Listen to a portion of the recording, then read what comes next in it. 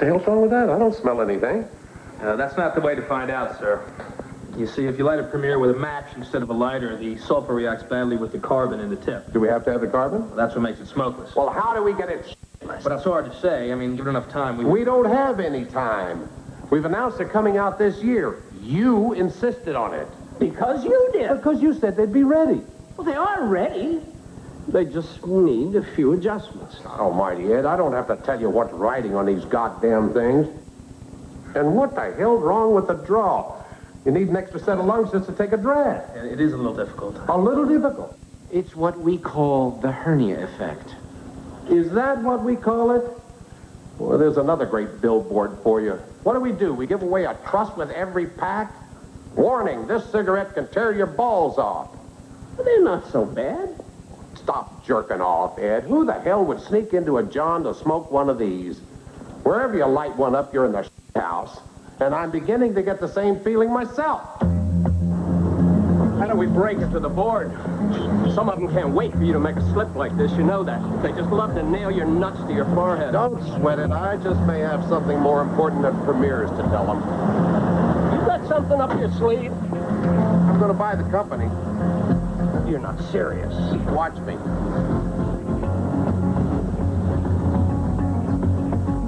Get my wife at Palm Beach. Try Elizabeth Arden. Tell her to pack for New York. No, never mind. Call the plane. Tell them instead of Chicago, we'll pick up Mrs. Johnson in Florida. Then would you get Jim Robinson at American Express? No. Try his apartment in New York. Mrs. Johnson, please. Mr. Johnson. Also, Charlie Hugel in Seoul at the Chosin Hotel. Marge has a number in Atlanta. You sure, Ross? It's that bad? Trust me, okay? We huffed, we puffed, we came up with a filtered Edsel. If I could, I'd burn every last one of them, except you can't even set fire to the f***ers. So you are going to buy the company, is that what you're saying? It isn't the premieres, Laura. I got no other choice. The stock just won't budge. Even though you're sure he'll take over? What are you talking about? The company, Henry Kravitz. Who said anything about Henry Kravitz?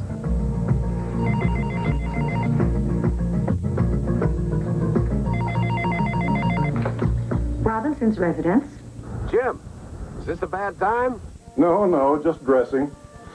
Going to a charity do. What's happened? Rat. Are you serious? That is one tremendous step, Ross. Really tremendous. But tomorrow's fine. Absolutely. Oh, come ahead. Now, we'll be in Connecticut the whole weekend. This is terribly exciting. I can't tell you how pleased I am that you thought to call me first. Oh, this is impossible. I give up. Kiss your good lady for me. I certainly will. Never do this again. I feel ridiculous. Linda, better move it, sweetie. 2 seconds, Jim. God, my 3rd can of hairspray. That was Ross. He's got a little project he wants some help with. Oh? He wants to buy out RJR Nabisco. What? A low stock price is not the end of the world, Ross. I mean, buying the company is like shooting your arm off to get rid of a hangnail. Jim's not about to steer me wrong on this, Charlie. Not as a friend and not as chairman of American Express. But they're controlling interest in Shearson. He's going to be looking over their shoulder the whole time. Are you okay? I can hardly hear you. I said, there's no way you can pull this off without putting the company deep into debt. Are you ready to cut back on all the perks? All the planes, the apartment in New York, the house in Palm Beach?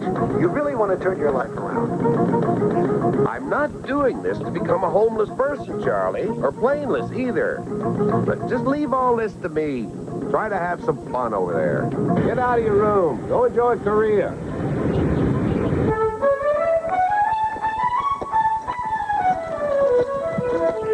Are you sure you can't come by? I'd love to show you my new sketches. I can't, Caroline, really. Jim, are they there?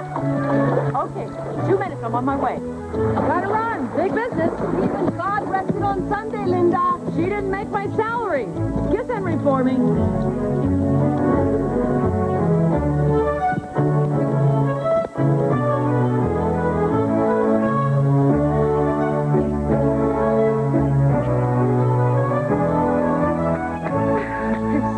Everybody. Ain't nothing like being late to your own house.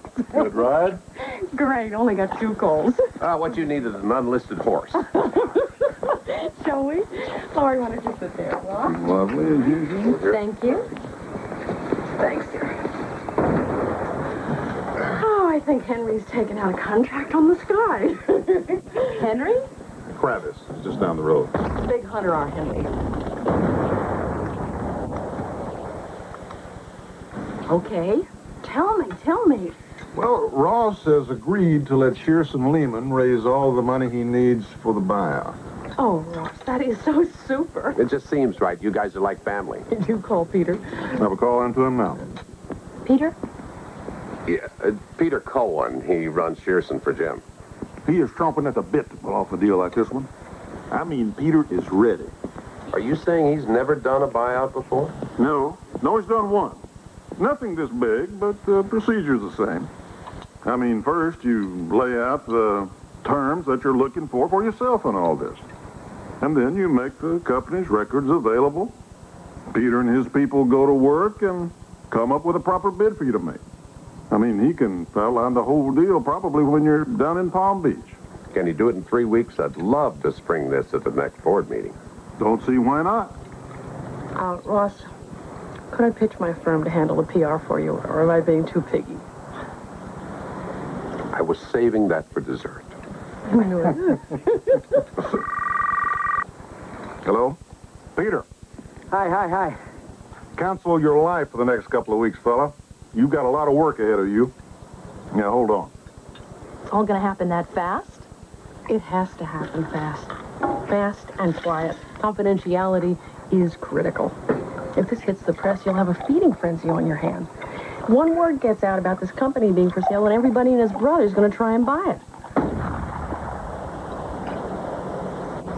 Or everybody and his cousin.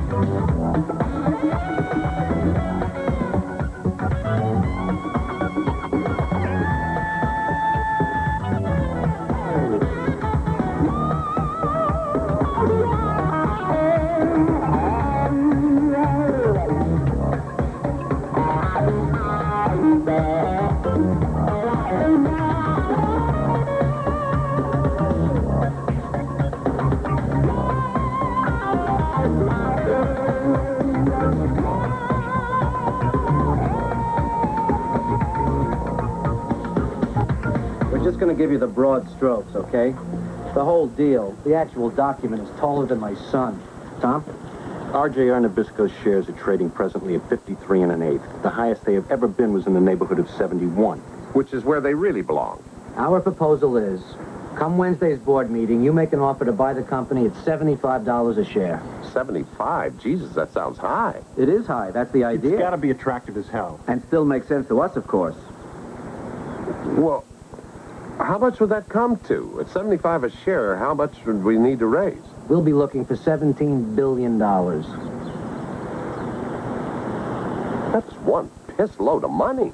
Exactly. We'll be throwing the kind of numbers at the board that no one else possibly One shot, can. we're knocking out any and all conceivable competition. But at that price, with that kind of debt load, how long is it going to be before your bean counters start trying to pare down the company expenses, telling me how many jets I can have and all that nickel nursing crap? Never. You run the company the way you want. You're talking total control? Absolutely. We'd never expose our investors to that much risk if we didn't think your expertise wasn't going to get it all back for them. I'd have to borrow an extra ass to work off to do it, I can tell you that. Using the requirements which you gave us as the basis for your deal, this is what you personally stand to make over the next 5 years once you take over RJR Nabisco. Are these figures for real? Could be even more. It's awfully rich, Ross, and it makes the deal much more difficult. I'm sure we wouldn't want to advertise those numbers to anyone, of course. I think a skywriter would have enough smoke for them all, do you? You're going to do extremely well. Especially when these guys come out, right? May I?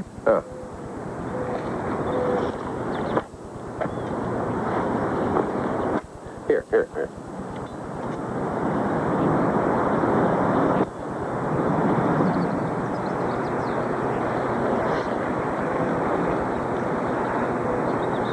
What does that taste? What does that taste? What does this taste like? We're working on it. I hope you didn't pack too much, honey. We'll only be in Atlanta for the board meeting. Laura, what's the matter? I think it stinks. Did you know people in the company were calling me Cupcake behind my back? I'm fixing them, babe. I'm working on a deal in Florida to get you an honorary degree. Honest to God. Bet your ass. From now on, they're going to have to start calling you Dr. Cupcake. Oh, you think he's coming down with something? Poor Rocco, you all right?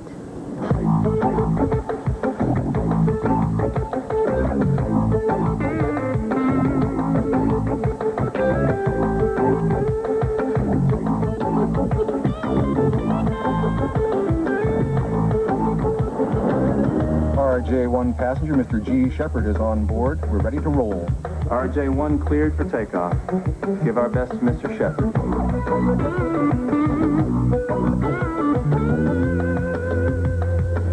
Poor baby. You'll be a lot happier back in Florida.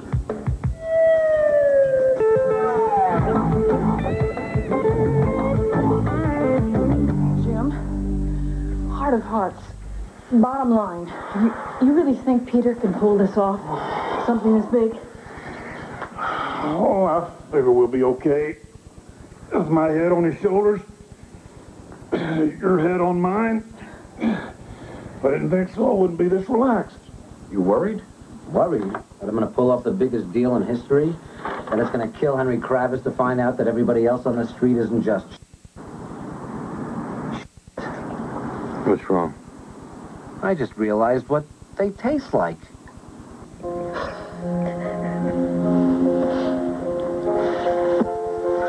What are you thinking? What am I thinking? I'm thinking my lapels are too wide, my hair's too long, I was born with the wrong fork in my mouth. But if all goes well tomorrow, this paper boy from Winnipeg is going to own the 19th largest corporation in America. If I'm lucky, do I get to kiss your ring? Well, that's as good a place to start as any. Mr. Grennis is here? Johnny. Well, Johnny, what do you think? They arrived just as I was leaving. It's an awful lot to take in. That could wait now. I got something really important to tell you. What, more important than proposing that we sink $2.5 billion into expanding our bakeries? Cookieville. That's a great name, Ross. Great name. It's also wasteful. It's completely unnecessary. A $10 million computer to bring the onion bits to the mixing dough when all you really need is one guy with a forklift. I'm going to let you boys work this one out. Good luck later, Ross. My money's on you. Thank you, Ed. Now, just cool it a minute, Johnny. I'm going to get you a drink. You want I'm anything? fine. I'm good. Good as cotton stockings next to great, John. I'm going to make you rich. Well, you already have, Ross. No, you just think you are. All that changes today. Sit down, partner. Come on, sit down. Are you ready? Yeah? I'm going to buy out the company. I had no idea. Going to wrap it up in a week, 10 days at the most. And you're doing this with just Ed and 3 others from management? Right? Why not everybody? Why didn't you include all of us? John, if this deal goes through, the debt load just might force a few divisions to go on the block. Now, obviously, I can't have partners owning the company with me who aren't even going to be with the company, can I? You're not going to sell off Nabisco. Well, I'd rather not if I don't have to.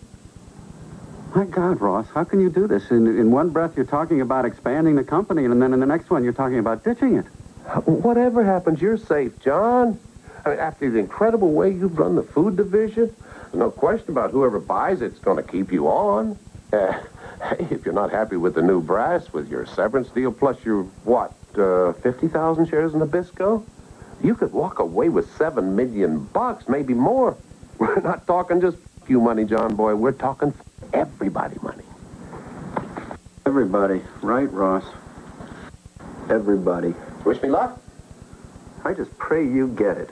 I really do. Well, thank you, John. I appreciate that. Mr. Chairman, members of the board, I don't have to tell anyone here that RJR Nabisco has remained wildly undervalued, despite our steady yearly profits, despite your management's best efforts to increase shareholder values. Now, after a great deal of study, after exploring every conceivable option, we feel that the best possible way, the only way to recognize those values is through a leveraged buyout. Well, that's awfully radical, isn't it, Ross? The wolf isn't exactly at the door around here.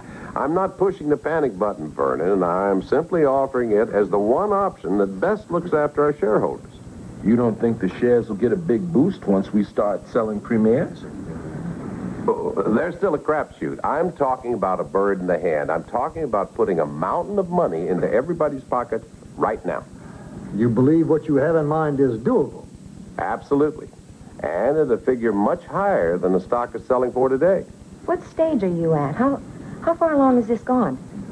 I can only tell you that if the board gives us a green light, we would be in a position to wrap it up very quickly. I'd say in a matter of days. We'd want to be sure the number you're thinking about is not frivolous. You'll have to define frivolous for me, Mr. Chairman. Well, I'd say your offer has to be north of the highest price this company's ever traded at. Would you say that $75 a share meets that geographic requirement? Yeah. Well, I suggest you and your group leave the room, Ross, so the board can discuss your proposal. Thank you, Mr. Chairman. Thank you all, and happy reading. Very good. That was a good job, buddy. Keep everything crossed. Oh, it was a perfect pitch, Ross. Perfect. You're not nervous, are you? Hell no. I always take a leak with my fly closed. This is CNBC at night. We have no fear. We have no fear. I'm on at 11. I have a little fear. I think there's a kind of a sport aspect to hardball. I think a lot of people come on the show with the sense that they like to tussle with me a little bit. Our audience has an expectation that they will hear all sides. If we're covering it tonight, you'll be talking about it tomorrow. Why are you pointing at me? Because we're in the studio. Oh, okay. I watched CNBC long before it was even on the air. This is CNBC at night. Tonight on Equal Time, more alleged evidence against the president. Jerry Brown was one of his earliest critics. Find out his thoughts. Then on Hardball with Chris Matthews. As new facts roll in against the president, how will the White House react? Tonight, starting at 8 at CNBC. Plug into CNBC on the World Wide Web at CNBC.com. Log on for business news from CNBC reporters. A rundown of our daytime guests. What's ahead on Business Center? And a look at CNBC at night. CNBC is CNBC.com. Man's passion for beauty, adventure, and creation has evolved. We believe National Discount Brokers is responsible. NDB offers avenues to that passion via dozens of services. And now the trader at heart can trade through the internet at $14.75 for market orders. All provided by National Discount Brokers. The broker for those with a passion for trading. To make it out here, there are a few things you might want to consider. Some more critical than others.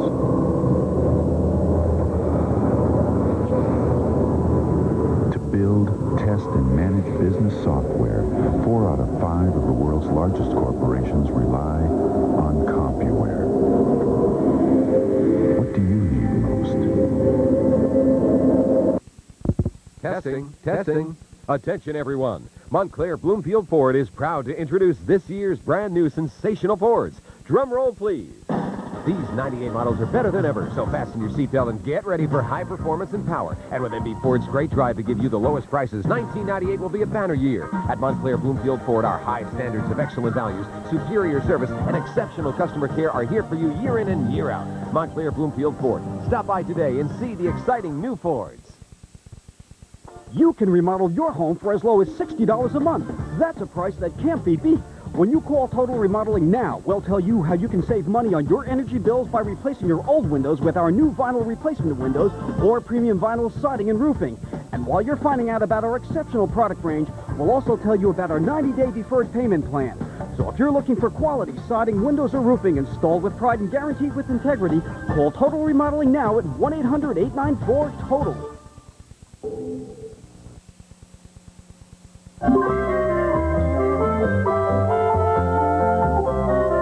Welcome back to Barbarians at the Gate. So Ross Johnson, the boss of RJR Nabisco, thinks he has this game all figured out.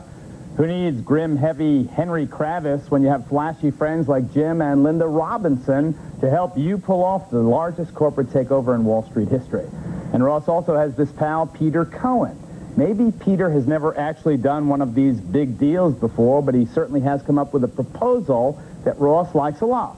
Ross gets to keep control of his company, he keeps flying those corporate jets, and he gets very, very rich in the process. Now, can this scheme really succeed? Before we get back to the film, joining me once again, the authors of the book, Barbarians at the Gate, Brian Burrow and John Hellier. Peter Cohen seems to emerge as the clown, the buffoon, the slickster without substance. How accurate is that? That's pretty tough. He was a very talented CEO of a major Wall Street firm, who unfortunately did not have a lot of experience in this one area. Unfortunately, it was an area that became one of the biggest stories of his tenure and of the 80s. I don't think anybody who knew him would have called him buffoonish. He was very ambitious. And the deal that they offered Ross was very much you can have your cake and eat it too type of deal. And it very much reflected how much Shearson and American Express badly wanted to get into this LBO type of deal. Now, did Shearson and American Express want in for the same reason that everybody wanted in the 80s, just sheer greed? I'm not sure that greed is exactly the right word here. They all wanted to be the biggest dog on Wall Street. This was the biggest game, the biggest and newest game going, and they all felt a really strong, compelling need to get in on it and to win it. It was kind of a massive Operation Manhood. Operation Manhood? Are you saying that ego and machismo played as much a role as, good business sense? Yes, absolutely. And in Johnson's case, a lot of it just plain had to do with the love of the game. He gives some faux earnest speeches at some points about his concern for employees and his being a salesman and so forth. But really, he was addicted to action, and that was a lot of his motivation. The Jim Robinson character, he was kind of regarded in real life almost as business's Secretary of State, and yet he comes off ultimately as a man who is hopelessly inept and above his depth. Is that accurate? Well, I think that in this deal, Jim Robinson wanted to be seen as kind of floating above the fray. And I think he probably did that, and I think looking back probably wishes he hadn't. It didn't end well, obviously, for American Express. American Express now no longer owned by the same people. What about his wife, Linda, the PR maven, this almost Machiavellian character? Well, did she play that big a role? Well, she did play a big role. People watching this for the first time may be saying, oh, they're playing up a woman character. In fact, she very much was a conduit between the Johnson side and Henry Kravis' side because she was a social friend with Henry Kravis. I'll never forget when we first learned that during the reporting of the book, the research of the book, and confronted Linda with it. She very much did not want to, she was honest and said it happened, but she didn't want to play it up because she said she realized what would happen, that she would be seen as this kind of demonic woman character in this, and she did, I think her words were, you're going to make me into the next Mary Cunningham, who had been herself a very controversial with the William woman on Wall Street in the early 80s. Fiasco. And again, you have this blending of the social aspects of life with the business aspects. How influential were things like the social vibe and the social pages and the social currency to be gained by a deal like that? Well, it definitely was a small world. They all operated in pretty close quarters in Manhattan and the Connecticut countryside, knew each other pretty well in that setting. That's part of what drove the emotions and the egos, and it was also part of this whole emergence of a different kind of business culture from the old conservative, low-profile corporate and financier mavens we used to know into kind of business as rock and roll, and they were really out there on the cutting edge of that. They deliberately wanted to take a high profile, but they found that there were a lot of risks in doing that as well. But this is not to say, we should not overstate that this was all being done for social reasons or ego or machismo or even greed, frankly. We need to remember sometimes that Shear Salim and the American Express were companies with fiduciary duties to their shareholders to make money. They were in this to make all the money that they could, but that's their job. That's what they're supposed to do. Now, it wasn't necessarily Ross Johnson's job to make money for himself, but I'm differentiating his behavior from those of the Wall Street people. This is what you do on Wall Street. And sometimes it's not pretty, but it is what you do, and it's what they're paid to do. And money is also how you keep score. What was the total amount of the fees paid? The bankers, the advisors, the lawyers, the counselors. I don't honestly remember, do you? A mere $1 billion, Brian. And what's beautiful is 2 years later, when they had to restructure the deal, it was another $250 million to the investment bankers and lawyers. So there was certainly no downside for the bankers and lawyers. So get this straight, folks. The fees, this is not the money that goes to the stockholders. This is the fees to the people who grease the deal. A total of $1,250 million.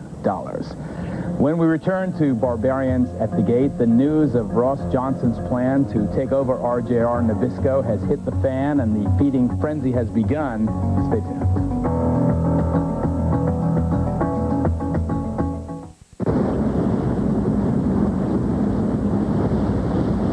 Remind you of your nose during cold season? Come to Walgreens before you go over the edge. For more than 50 years, Fidelity has revolutionized the mutual fund industry, and investors have often heard the sound of bulls stampeding down Wall Street. Now that Fidelity is innovating the brokerage business, you'll hear the sound of mice. IPO information, research, planning tools, and online trades as low as $14.95, all to help you make the most of your money. Fidelity Brokerage. Click on fidelity.com today. There is a business class seat that tilts as a whole, raising your knees, distributing your weight evenly, and relaxing every part of your body, which makes it oh so easy to drift off. The Club World Cradle Seat, only on British Airways, the world's favorite airline. Now get 24 issues of the new New Yorker week after week for just $19.98. Save $40 off the cover price and get the special cartoon collection free with your paid subscription. Call 1-800-851-1. Let's talk about credit for a second. At Multi Chevrolet, we realize there's a lot of good people out there who've had some credit problems in the past, and Multi Chevrolet can help. It's a well-known fact. The best way to reestablish yourself is to finance a new or used vehicle, and Multi Chevrolet has several sources to help get the job done. At Multi Chevrolet, you'll still get treated the Multi way. Don't worry. Bad credit, we can help. Multi Chevrolet, Route 22 West in Union. What does it take to be Ski of the Year? Broad shoulders, stripped to the waist, and pumped. Do it fast. Do it rough. Do it better. Do it easy. Vocal. Ski Magazine Ski of the Year. Before you make your next ski purchase, come to High Country Sports.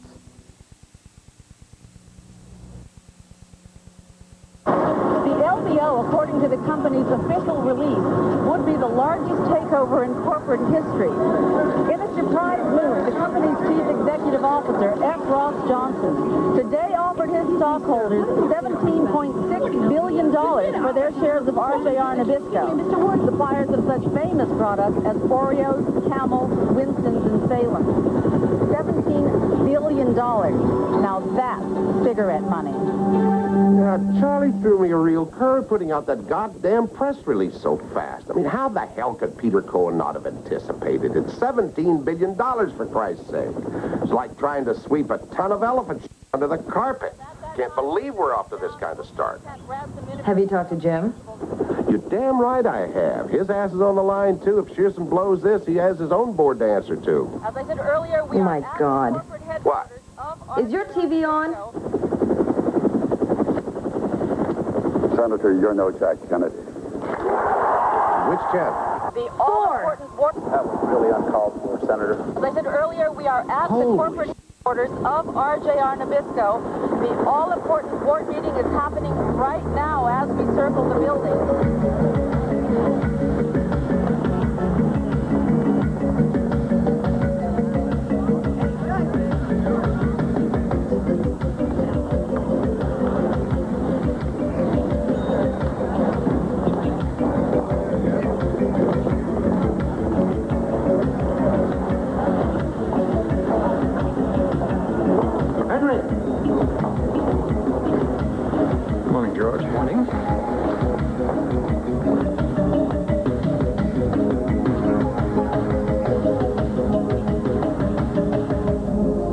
$75 a share. Do you believe the gall?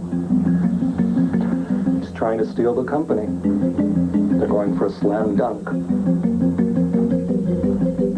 He's trying to pull it off before anyone else can come up with another bid.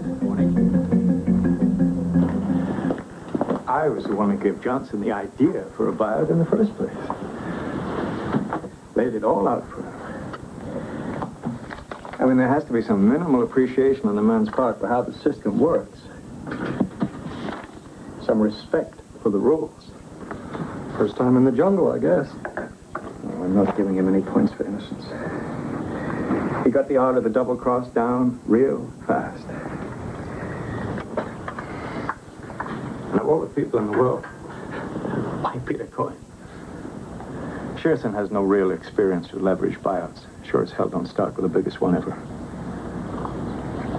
It's because of Jim, you figure? Word is, Johnson's hired Linda to do his PR. Is it a fact or just a rumor? Rumor's just a premature fact, Henry. Linda. It just doesn't make sense you didn't sew up the deal before you disclosed it. I mean, why'd you leave us all so vulnerable? Isn't anybody listening? I didn't disclose it. Charlie Hugel sprung that press release all on his own. I think you should have anticipated it, and frankly, so do I. No offense, but I'm not running the PR on this deal, am I? Charlie is advertising. He's fishing, hoping somebody will come in and top Ross's offer. Never. Nobody else is going to step up with a higher number. Nobody else has the muscle. Nobody but Henry. He'd never give Ross what we have. You got a picture of Henry allowing Ross total control of the company? Trust me, in a week, this is a done deal. Mrs. Robinson on line 2. Linda. Henry. You just floored us with this RJR thing. Are you aware that we gave that idea to Johnson in the first place? Now, we're not going to sit this one out on the sidelines. You understand that? I do, Henry. I want you to make that very clear to everyone, and I want to hear back soonest. He's pissed. Tough. He said he's not going to sit on the sidelines. He only has to sit there a few more days. He said he's the one that gave Ross the idea for the leveraged And buyout. Ross decided to go with us, so? LBOs are his game, Peter. He invented them. And it's clear he doesn't want you playing in his sandbox. I'll make a note to be scared. Come on, will you? What can he do about it? Oh, why don't you meet with him and find out? Why don't I find out and then meet with him? Henry is not a man you stonewall. Not Henry Kravis, not KKR. You're going to need to raise a lot of money, Peter. What does that mean? Henry could be very helpful. I'm not even in the water yet, and you're calling for a life? You're going to have to meet with him, Peter. At worst, it's simply good politics. Linda? Ross is up from Atlanta. My guess is he flew up under his own steam. See you later, Jim.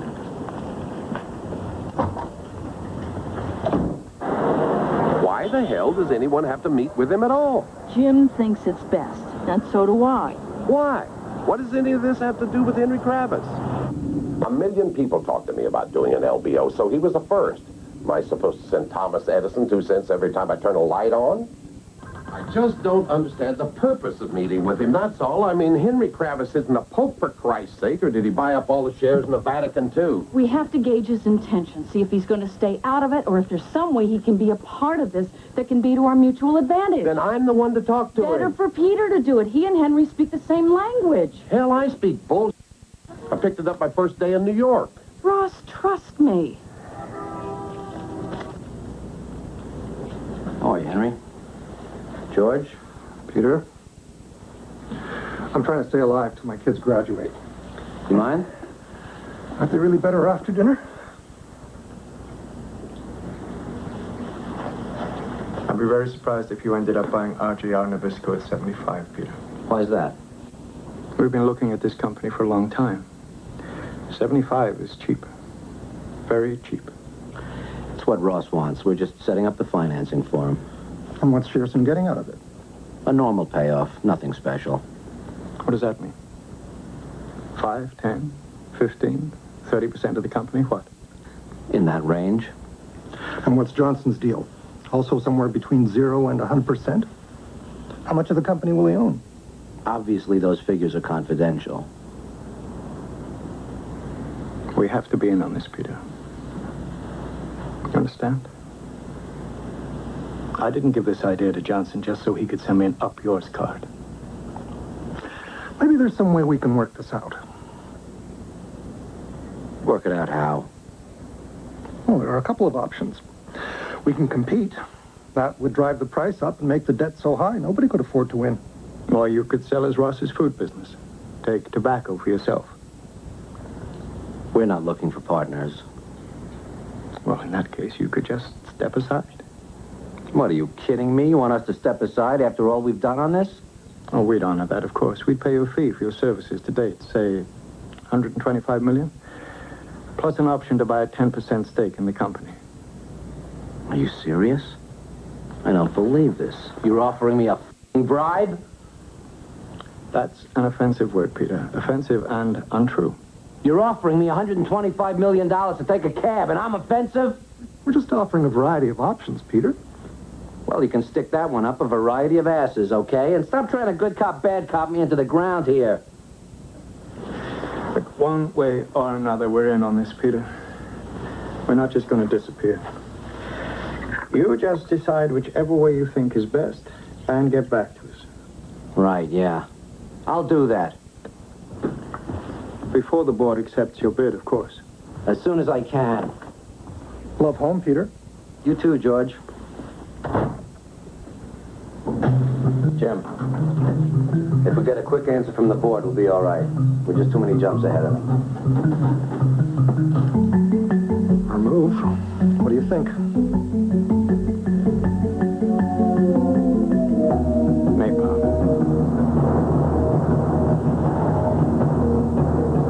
What? You're not serious. It's Ross. It just came over the wire. Henry's made a tender offer to buy RJR Nabisco. Damn. How much? $90 a share. 90? 90? $20 billion.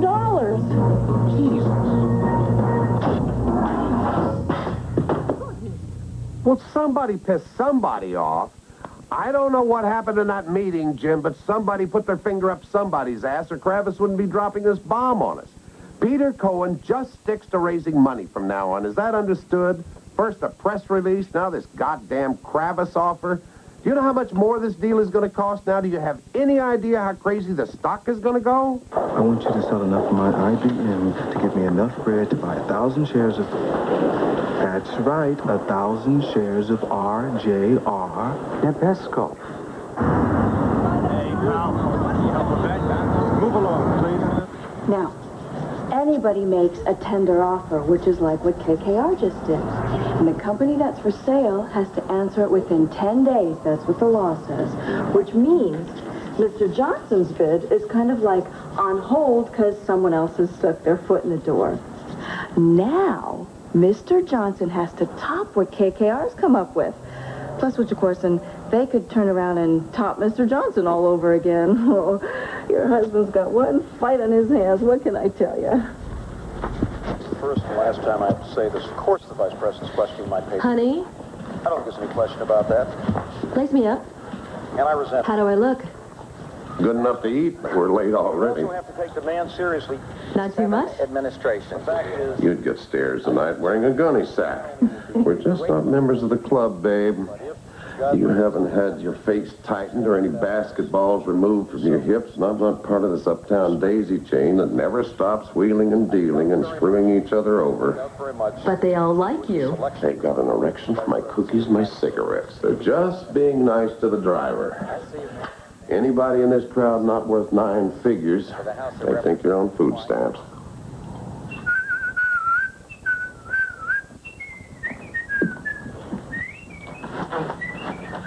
Henry, you are amazing. You didn't know that? Who else could bid $20 billion for a company and come home whistling? Ain't no big thing, Missy. $20 billion, just $1 billion more than 19, that's all it is. You want a little idea of what $20 billion could get you these days?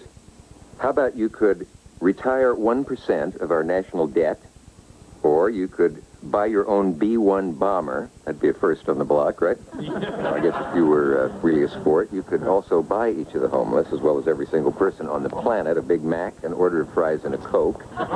You could buy 80 million vowels on Wheel of Fortune. Or, this would be only a start, of course, you could send Dan Quayle to the University of Indiana Law School for 6.8 million years.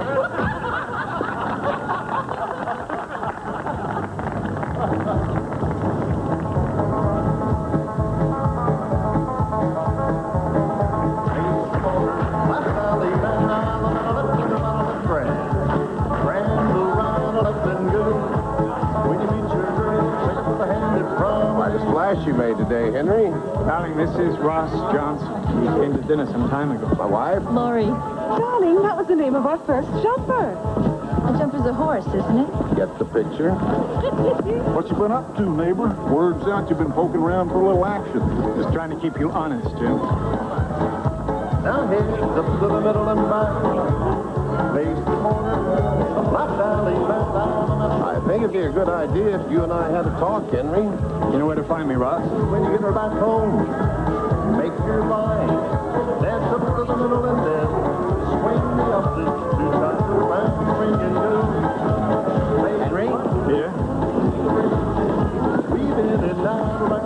There was no need to escalate things by making that offer, you know. You never gave me a chance to get back to you. I said I was going to call, and I would have. One of us better cut in. All we need is for Peter to throw some fresh on the fan. I believe in a person who does whatever he says he's going to do. That makes 2 of us, doesn't it? Ross, Teddy Forsman, Forsman Little. Nice to see you. My wife, Lauren. Great pleasure. It's Tiffany Ford. Well, howdy, ma'am.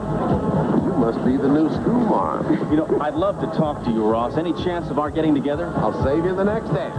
Well, what I wanted to talk to you about was the... Wall Street. Perfect. You got the hots for her. He's got the hots for you.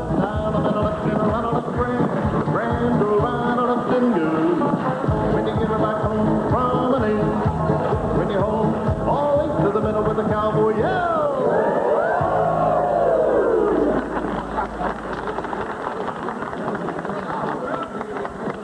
Be back, babe. Go get yourself some chow.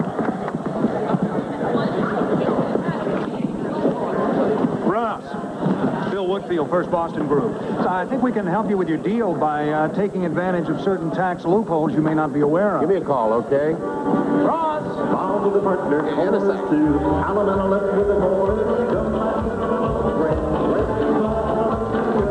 We'll meet your girl and take her by the hand and promenade your life. You promenade and get her back home. Join your hands in here, circle to the left, go right, and then circle to the left and go.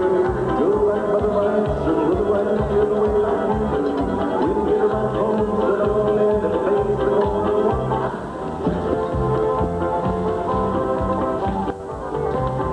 Henry, George.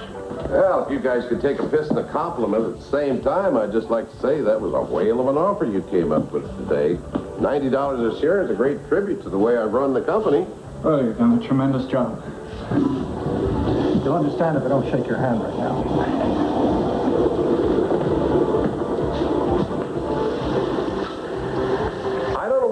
happen between you guys and Peter Cohen, but from now on, I do all the talking. Seems to me you and I did talk once, Ross. At least I remember our conversation. Every word of it. Look, Henry, no matter where the idea came from, the last thing I'm looking for right now is a bidding war. So why don't we sit down and try to hold this to a mere $20 billion deal? What do you say? Makes a whole lot of sense, Ross. We can figure out how to be on the same side. Yeah, all I need to know about is you guys aren't going to get on my back about cutting down on planes and golf courses and all that other chicken stuff. That's not what's important to us. We don't mind about an extra plane ride or two. The space shuttles are out, right? It might be a lot cheaper. What's RGR up to now? 10 corporate jets, 26 full-time pilots.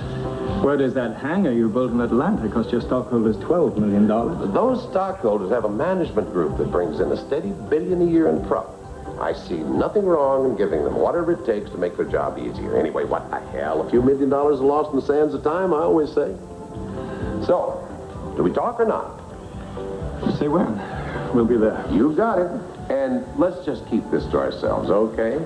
I sure as hell just once would like to pick up a paper without seeing any news in it. Couldn't agree more. This was a good talk, boss. I do well in toilets.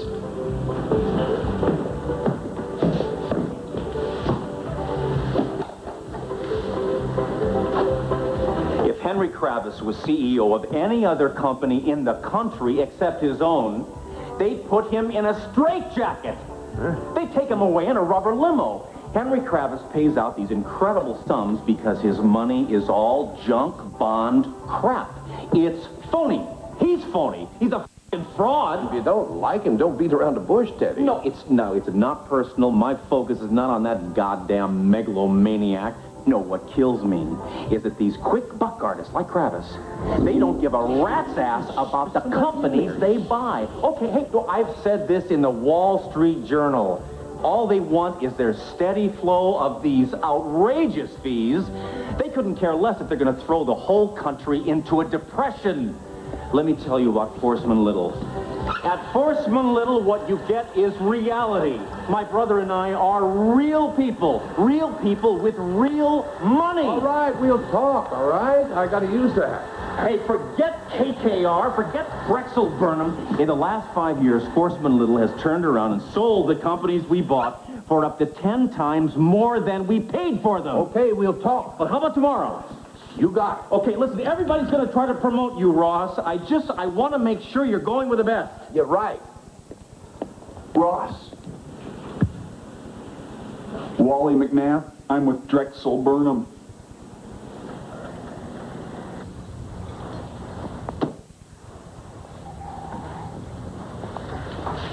She eats like a bird. Did you notice that? Caroline, yeah, I know. They all do. I think they have a weight clause in their prenuptial deals. They put on 1 extra ounce or a wrinkle, they get sent to the used wife lot. Good thing you're different. Howdy, ma'am. You must be the new school marm. Thought you were going to pop the rivets on your Levi's. You still don't understand me, do you? To me, the most important thing about a woman is her mind. Mm-hmm. Does she mind if I do this? Or does she mind if I do this? Do me, cowboy. You know her one big treat every day. Caroline's, her fix, she calls it. A glass of milk and 1 Oreo. Just one? We'll never get rich that way. Rich? Henry Kravis just gave the Metropolitan Museum $10 million. No wonder he can't afford more than 1 Oreo. Harder. Any second now. She's his second wife. It takes one to know one. He must be crazy about her. He put up $3 million just so Caroline could open her own fashion house.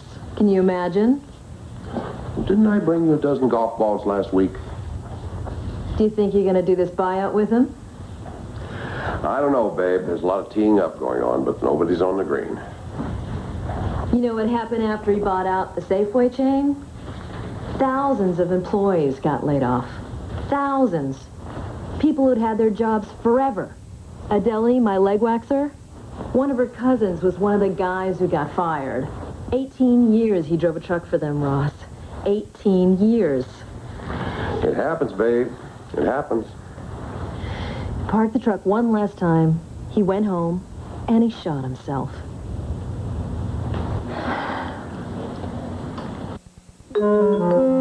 We make ice cream. I know very little about computers. I'm an idea guy. I'm not a computer guy. The computers, I'm the guy that dreams up the flavors. Thinking. Computer cream, that'd be really cool. Get it? I'm really into ice cream, and I need someone who's as good at computers as I am at ice cream. I'm a hands-on ice cream guy, not literally. When you ship with Priority Mail, it's a great way to save money. But what about other parts of the world? There's Global Priority Mail. And here's the best part. Give us a few days more, and you can save up to 70% over FedEx or UPS. So, what's your global priority?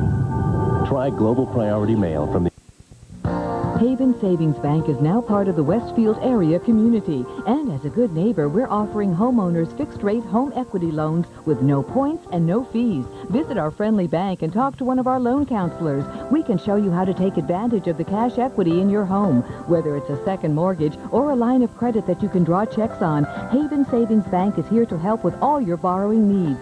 Haven Savings Bank in Westfield. We believe in the good neighbor policy. Come on in and say hi.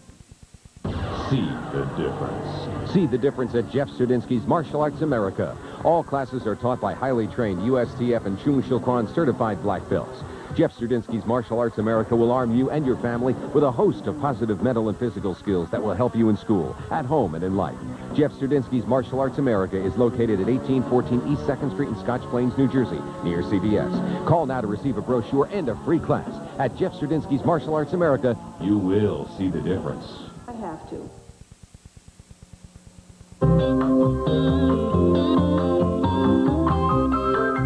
Ross Johnson might be the most popular guy on the block, but Henry Kravis didn't become King Henry, as they call him on Wall Street. At least they did, by being a nice guy. He is a shrewd operator. And even back then, he knew that he didn't need Ross Johnson's permission to get into this big game. As the high-stakes maneuvering is heating up, the personalities are clashing, the egos are colliding, and interestingly enough, the life of one of the key players, Linda Robinson, begins to emerge as central to the plot line. She's the wife of Jim Robinson, the head of Shearson. She's also a PR person, and she becomes one of the most critical characters in the story. Joining us once again to help us separate fiction from fact are the authors of Barbarians at the Gate, Brian Burrow and John Hellier. The role the women play.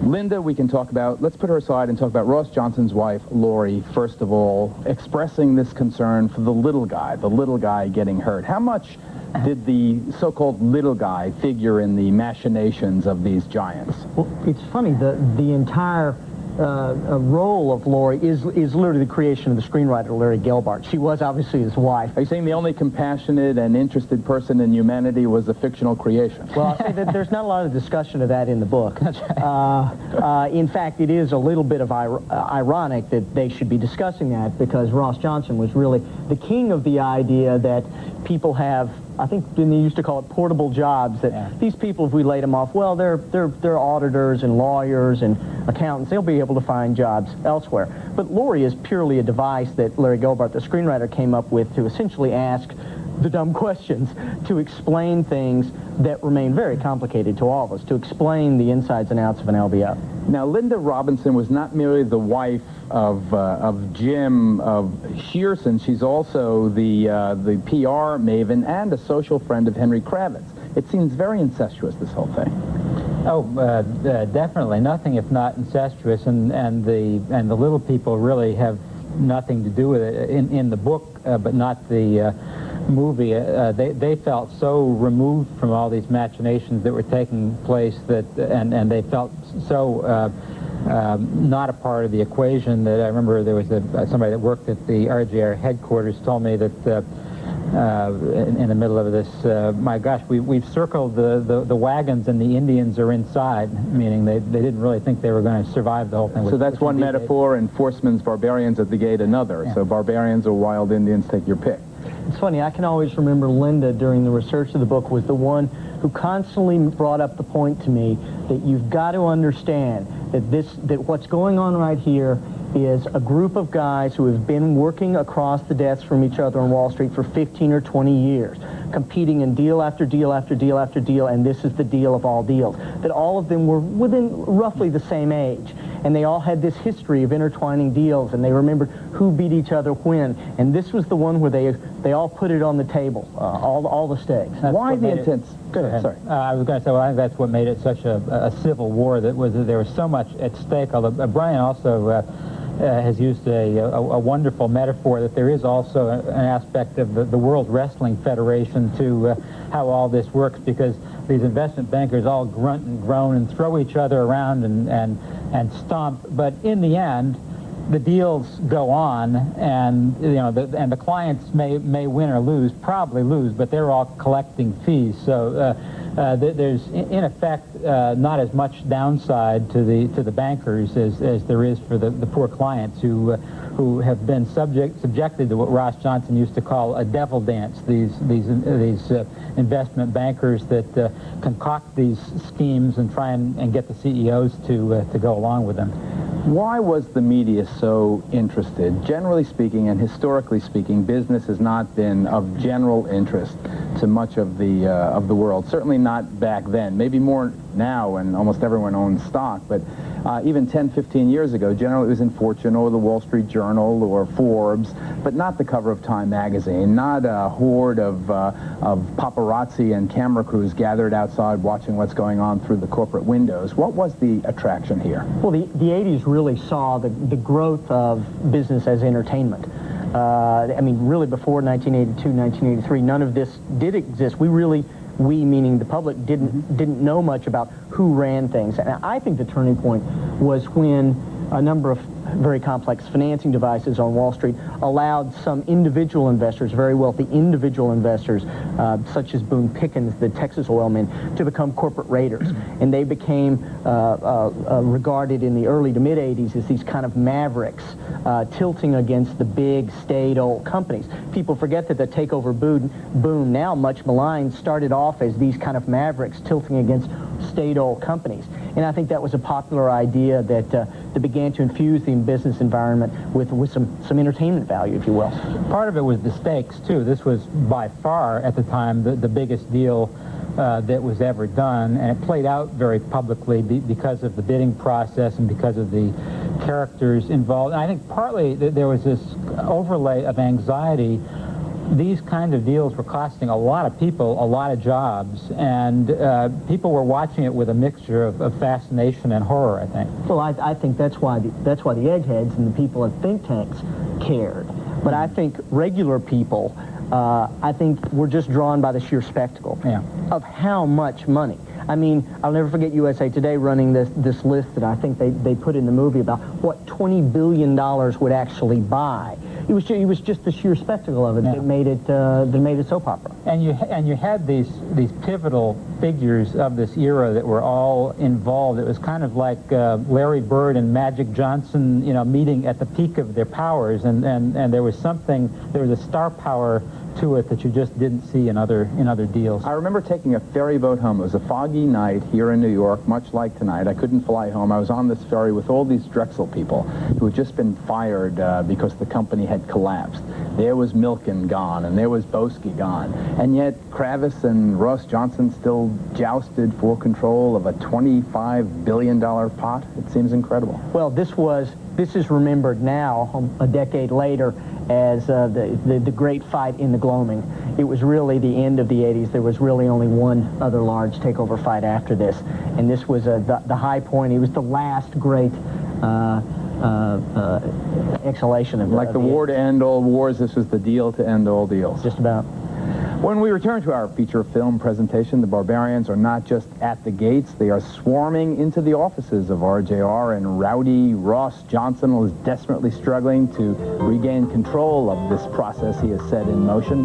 We'll be back in a flash with more of Barbarians at the gates. Stay with us.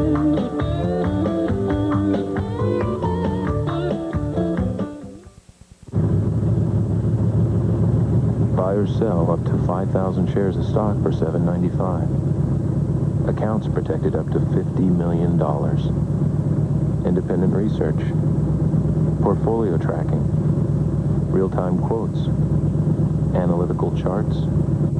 Breaking news. SureTrade, a comprehensive internet broker for independent investors. It's acid. It burns. It travels up. Like a fire in my chest. A terrible taste in my throat. If heartburn has you by the throat, you may have the toughest heartburn. Acid reflux. For this, doctors recommend Gaviscon. Only regular Gaviscon forms a soothing, protective barrier to help keep stomach acid down, where it belongs. Mylanta can't, Pepsidase C can't. Only Gaviscon can. Better. Relief. Sleep. When heartburn has you by the throat, get Gaviscon. A revolution is in our destiny. A revolution not about countries or ideologies, but about knowledge and information networks that make computing more affordable. Where do we come in? We make the software that manages information that will enable anyone to sit at the seat of knowledge. Oracle, enabling the information age. Ladies and gentlemen, Vita Nelson is our guest. She's the editor and publisher of the Money Paper. We're talking about dividend reinvestment plans. Vita, how does one actually get started? All you need is one share of stock. You can send from as little as $10 or even $10,000 without paying any commissions to a broker. These are the solid companies. These are the companies that have paid dividends for many, many years, and the reason no one knows about these plans is because no one has any vested interest in promoting them. If you pick from among the 873 different companies in our guide to dividend reinvestment plans, you are doing yourself the biggest favor in the world. And you might even have fun doing it. Where can I get some information on the Money Paper? Call now. You'll get the guide to dividend reinvestment plans at a special promotional price. It has every company that accepts direct investments. Plus, you get a free copy of the Money Paper. You'll see how easy it is to invest without a broker. Call 1-800-243-9009, 1-800-243-9009. What do you know? Now, let's all just take a beat and get real about everything, okay? The scenario that makes the most sense is for us to join forces and fall in with Henry Kravis. That way, the board only has to consider a $90 share, which we all know they'd snap up in a second. If we try to outbid each other, no matter who wins, the company will be impossible to manage because the debt load will just be crushing. Do you have a problem with that, Peter? You're the boss. But if we need a higher bid, I can restructure the financing. There's other money around. Henry's not the only one with resources in his town. Is this your business sense talking, Peter, or am I getting an earful of your ego? Listen, Ross, I don't mind insults. Just hold it. Yeah. Mr. Forsman is here to see you. Now? Give him a room. Ask him to wait. I can hold my own with the best of them, but nobody ever asked me to take a bribe Oh, before. Travis was not asking you to take a bribe. That is not his style. What you're really saying is you just can't be partners with him. Isn't that it? There's no such thing as being partners with Henry. We will do business with whoever you say, Ross. Now, if you want us to take his offer to step aside, all you got to do is say the word. Am I right, Peter? Ed, I think you and I should have a little powwow. You guys can stay here, use the can, whatever. Just give us a minute.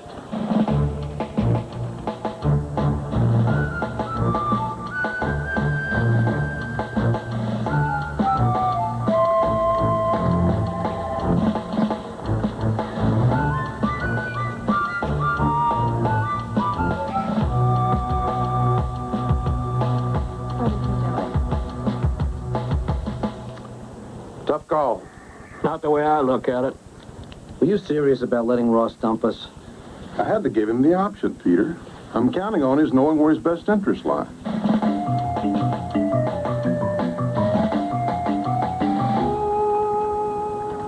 I say you go home with the guy who brung you. I say we win with Shearson, or we go out with Shearson. Kravis will eat you alive if you let him in, you know that. Not if I can sell him on letting me keep control of the company. I just can't see you throwing in with him. Let's face it, Ed, KKR is a varsity operation. Our team's been running around like a bunch of water boys with a leaky bucket. Oh, Christ, Teddy Forsman. Yes, Jill. Mr. Kravis and Mr. Roberts are at reception, and Mr. Hugel's on line 1. Mr. Horrigan will take Kravis and Roberts to the conference room. Ask Mr. Hugel if I can... No, wait. Okay, I'll talk to him. Oh, hold it. Ed, don't let Kravis get anywhere near Forsman. I don't need blood on the carpets. Charlie, what's on your mind, pal? It's a matter of some importance, Ross. A good deal of importance, I would say. When do you leave town? Tomorrow afternoon. Buy me breakfast tomorrow?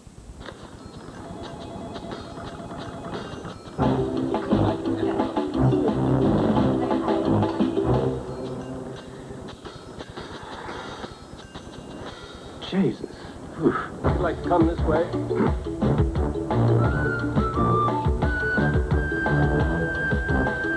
Let's go in here.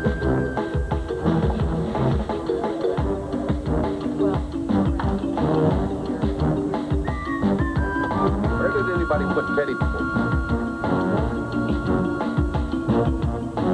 Jill?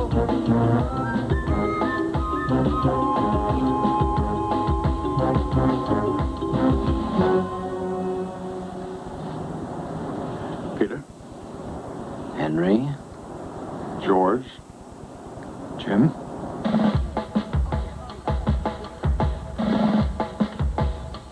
Ross thinks we should all talk. Sure glad you guys don't make cigars. Smoke bothers you? Only if I'm in the same city with it. Beautiful.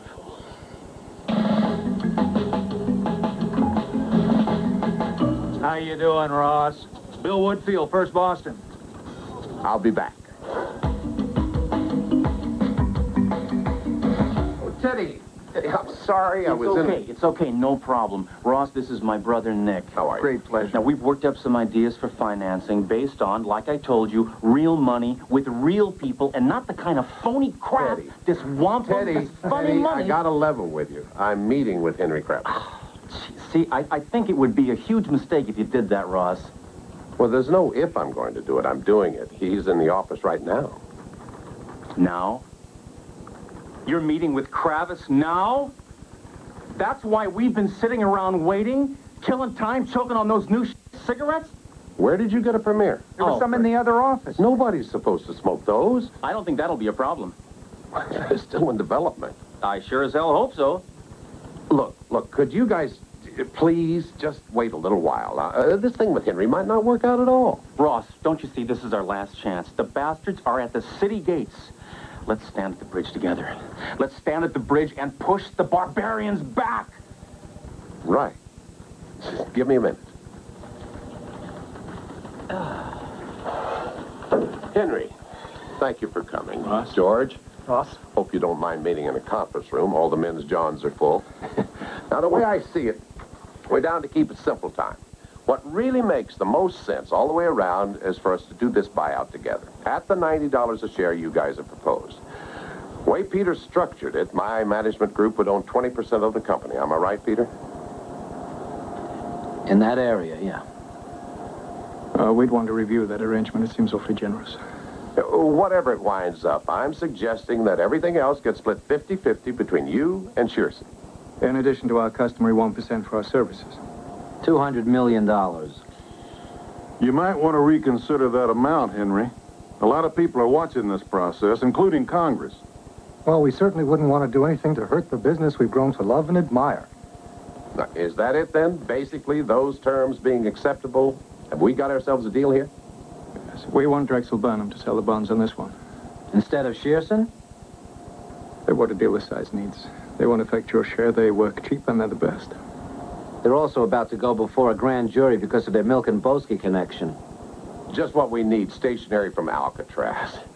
Maybe you ought to think about that one, Henry. We have thought about it, Ross.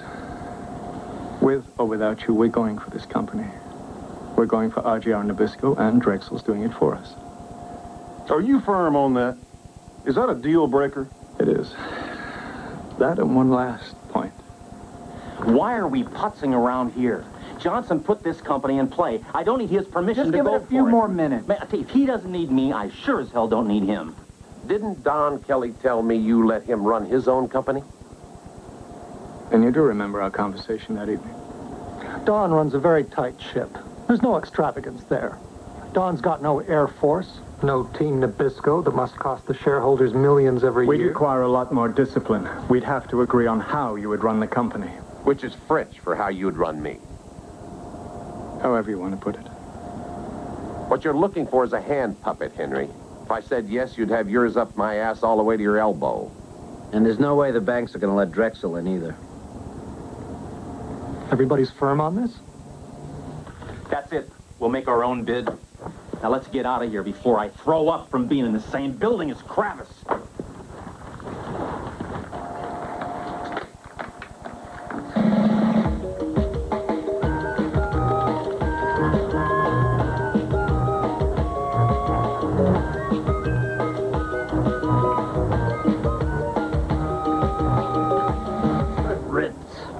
Can't stand smoke. Prick probably hates cookies, too. They'll get theirs one day. Hold the door. Probably a lot sooner than you think. I just want my position as chairman of the company completely clear, Ross. Obviously, you're going to have to go higher than 90 a share, and so is Henry Kravis. The highest bid is going to win, Ross. Let's just put the price of shares aside for a minute, okay? Let's just screw all that. You know the only number that means anything at all to me? 140,000. You know what that is, Charlie? That's the exact number of people who bake and pack and ship and truck for us. And the more this company winds up costing, whoever winds up buying it, the more those people are going to get the axe. That's all that's on my mind right now. Not in this macho bullshit got everybody slamming their dicks on the table. All I care about is making a killing for our shareholders without killing any of the people who punch in for us day after day, year after year. People who think of this company as a home. Go your best shot, then. I'm announcing that final offers must be submitted by 5 p.m. at the next board meeting, 11 days from now. I'll be ready. Ready for bear. I never thought you'd be anything less.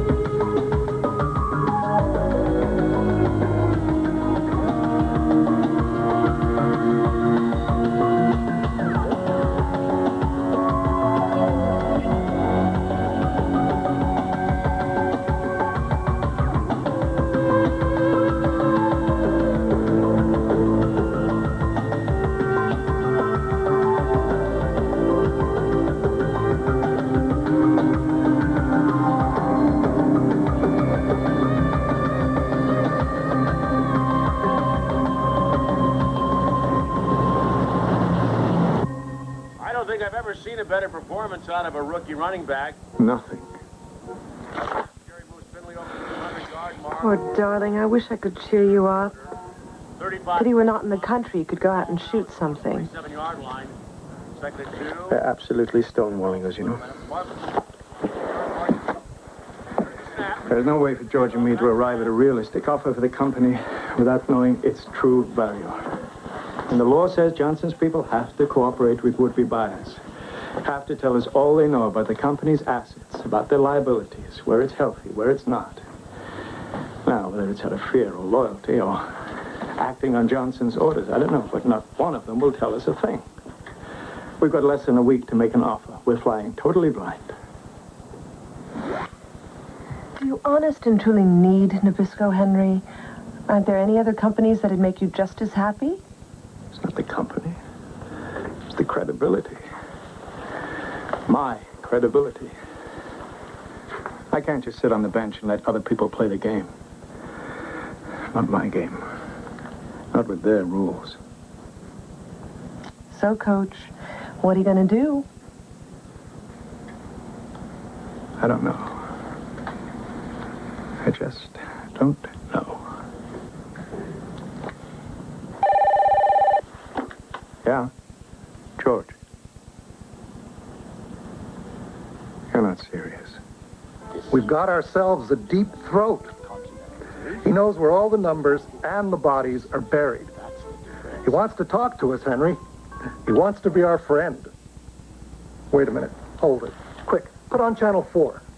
They're called smokeless cigarettes, and they're about to come on the market, but they've already come under a sharp attack. Today, 3 health groups said they should be classed not as cigarettes, but as a drug, subject to regulation by the Food and Drug Administration. NBC's Mike Jensen has sampled the reaction to them. Nothing. Nothing. Zero. It's like smoking blackboard chalk. Really? Delightful. Wow. Newspaper. Another first for American technology. No wonder the Japanese are trembling. Jesus, just what I need right now. Total strangers sticking pins in the Ross Johnson dolls and in prime time. Are they as bad as they said? Premiers, I'll level with you. When they were being tested, some people suggested we roll them in toilet paper. Millions of dollars to develop, all those zeros right down the crapper. You're entitled.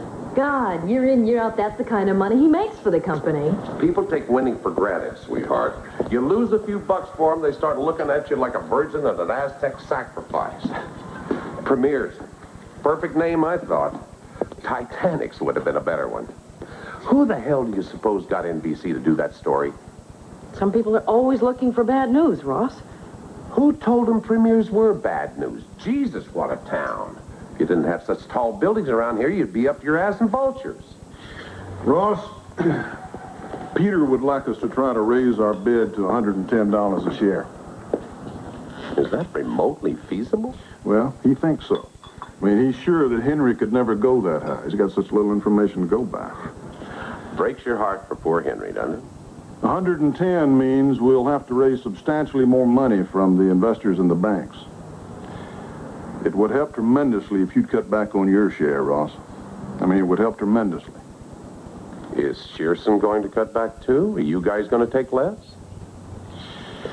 Frankly, we don't have as good a deal as you have, Ross.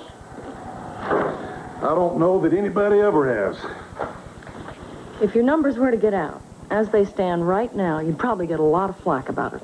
Especially from your board. Why would they ever get out? Well, where did that premier story come from tonight? This town worships success. What it roots for is failure. Everybody else's, of course. And I just don't think you ought to provide those types with any kind of ammunition. Fine. Reduce my share to whatever, I don't care. Money is the last thing I'm interested in this deal.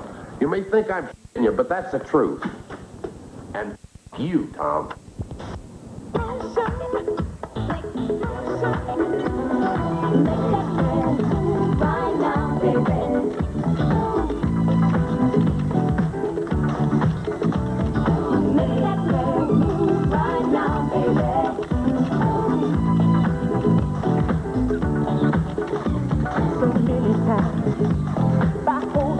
I let the good things pass me by.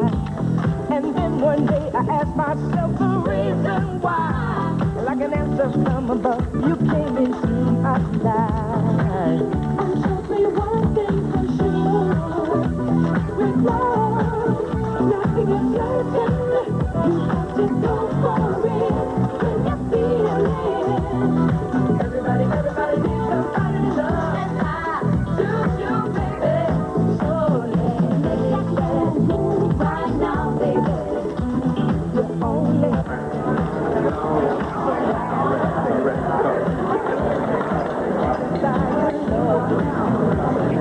Hello, darling.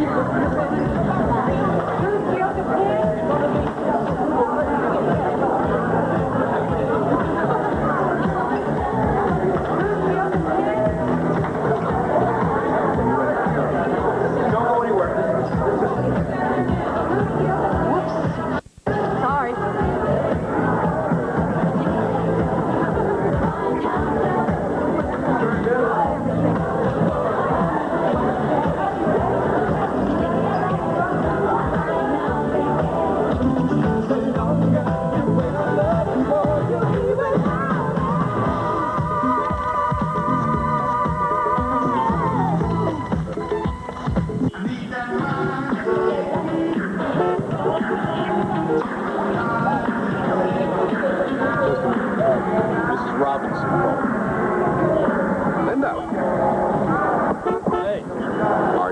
sure?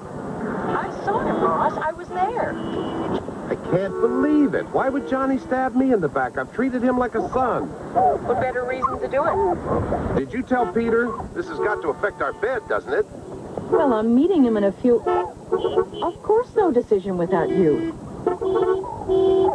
Ross, you know you can trust me. Driver, this traffic is impossible. Ross, you know what? I'll call you from Peter's. Keep me posted. I gotta run.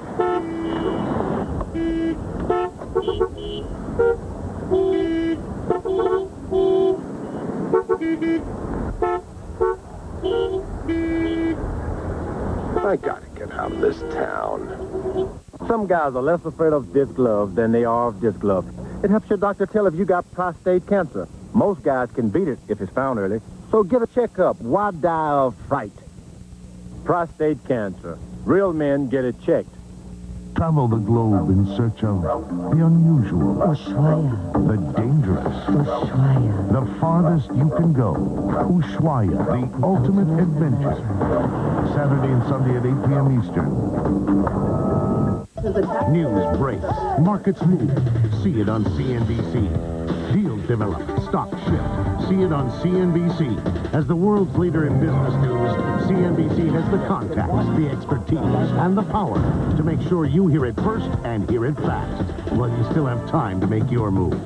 CNBC. We make your business our business.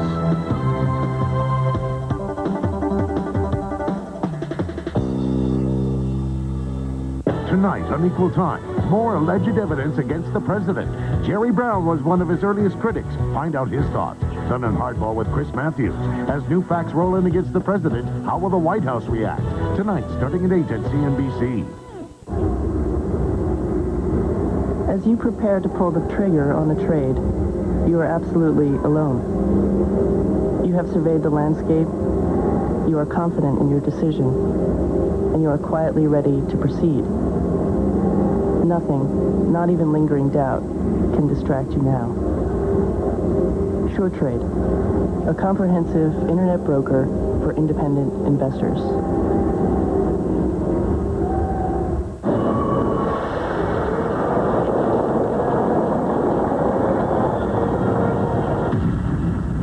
Oh, man. Where's he going? Mountains? River? Both? It's Tuesday. People work on Tuesday.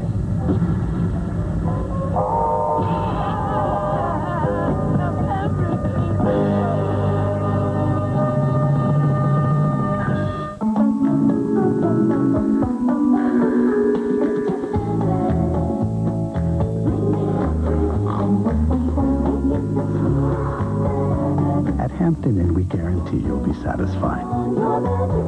Because we do the little things right. So the bigger things just sort of take care of themselves. Hampton Inn. We make it easy to take it easy. Get ready for some interactive entertainment. Now on pay-per-view, check out Men in Black, starring Will Smith and Tommy Lee Jones. Then, turn to the box and select Will Smith's Men in Black from the motion picture soundtrack.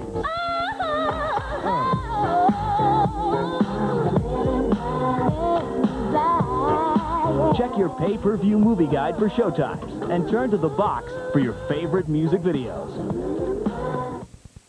If you're considering natural hair restoration, remember, Bosley Medical Doctors have performed over 100,000 hair restoration procedures, more than any other group. We've developed these new ultrafine microtechnologies. That means we can do up to 1,000 or 1,200 micrographs at a time. This makes a much more natural and unobtrusive appearance with our final result.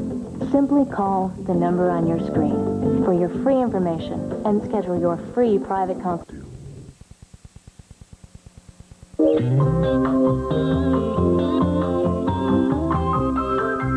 You really sort of like that Ross Johnson, at least the way James Garner plays him, but our fun-loving, backslapping CEO is beginning to realize that the cutthroat world of New York finance may be a whole lot more than he bargained for. Joining us once again, Brian Burrow, John Hellier, the guys who wrote the book on which this film is based. So you have now a situation where Johnson had a great idea. He was going to make an awful lot of money for himself and probably get that stock price up and get some reward to the little guy, the stockholder, although that obviously was not his prime motivation. But now the process has slipped out of his control. Now people smarter than him are guiding the ship. What's going on? Yeah, Johnson not only wound up in the back seat once this got going, he wound up in the trunk. He probably has a bigger role in the movie than he did in real life, because he unleashed forces that he didn't understand and he couldn't control. Was he a lightweight? Well, at some point, Ross is as an individual, and here we have to become shrinks for a second, clearly wanted to do things that he was enthusiastic about that were fun. This wasn't fun anymore. There was nothing about this that was fun. He was getting killed. He was on what he considered the junior varsity team. He was on the cover of Time magazine as a symbol of greed for the decade. There was nothing about this that was fun, and unlike the movie, in real, he seems pretty much to have lost his enthusiasm for it all by the end, at which point his Wall Street partners, led by Peter Cohen, very much, took the flag and charged up the hill, because they had a lot more riding on it even than he did.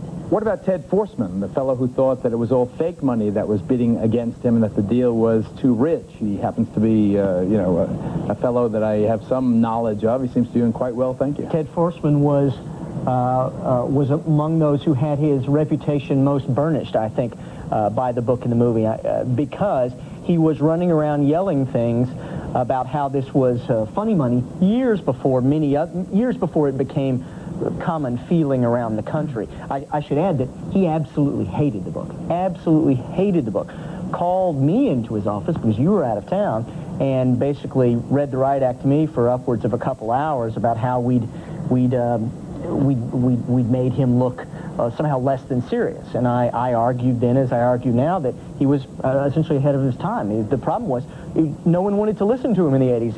Just as everyone's always cutting him off here in the movie, it's pretty much what they did all too often in real life. And yet he coined the phrase "Barbarians at the Gate," for which we really have to thank him quite heartily. When we return to Barbarians at the Gate, Mr. Johnson might be thinking that things could not get any worse for him and his team. Ross Johnson would be wrong. Back in the flash, stay tuned.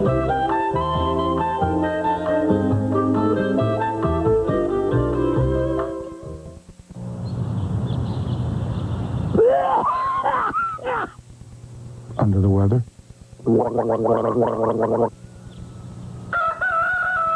Walgreens can have you back to your routine in no time.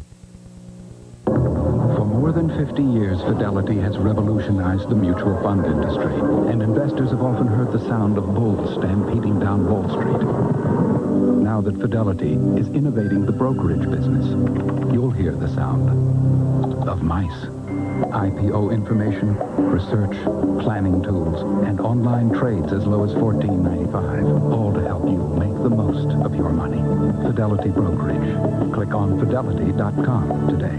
Give me land, lots of land, the starry skies above. Don't fence me in, no, no, no. Let me ride through the wide open country that I love. But don't fence me in. I want to ride through the ridge where the west commences. Gaze at the moon till I lose my senses. Can't look at hobbles and Fantasy Suites. See what a difference a stay makes. fence me in.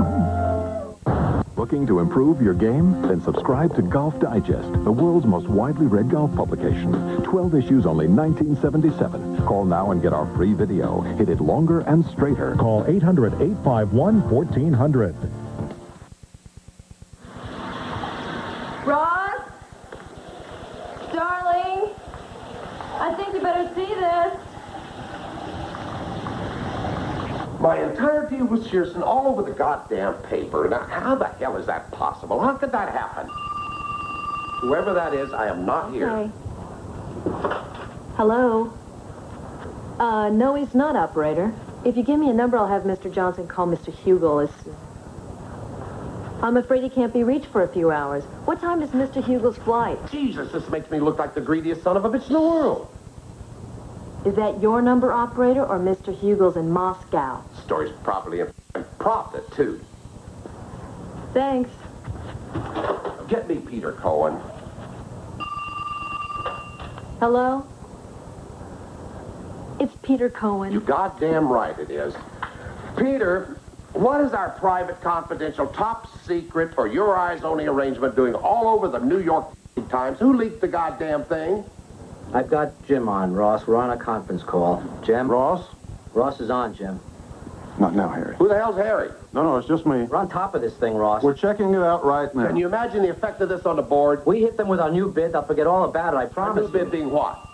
We think we can offer 112 a share. 112, are you serious? If we can work out all the details, we've got to prove what we're proposing makes What sense. do you mean if you can work them out? We have to make the offer tomorrow. We can do it, Ross, can't we, Peter? I'm sure we can. It's just the numbers are so stratospheric. We've got an awful lot of... You know what kind of an operator this makes me look like to Charlie? Sir, it's a Mr. Hugel. Oh, boy. Tell him I'll call him back. I'm talking to Ross Johnson. What? Nothing. Somebody just said Ross Johnson. I heard him. Jesus, is somebody bugging my calls now? What the hell's going on? First Tom Brokaw, now the New York Times. You don't think I'm being crucified and Henry Kravis just might own the nail concession? I hate to think that, Ross. My own feeling is that there are just so many people involved. Too many fax machines. We'll get to the bottom of it. Everybody's got a Xerox. How do I face Charlie Hugel tomorrow about all this rotten press? We'll get to the bottom of it all. I'm at the bottom of it all. I'm standing in a storm and nobody on this team has got a goddamn umbrella.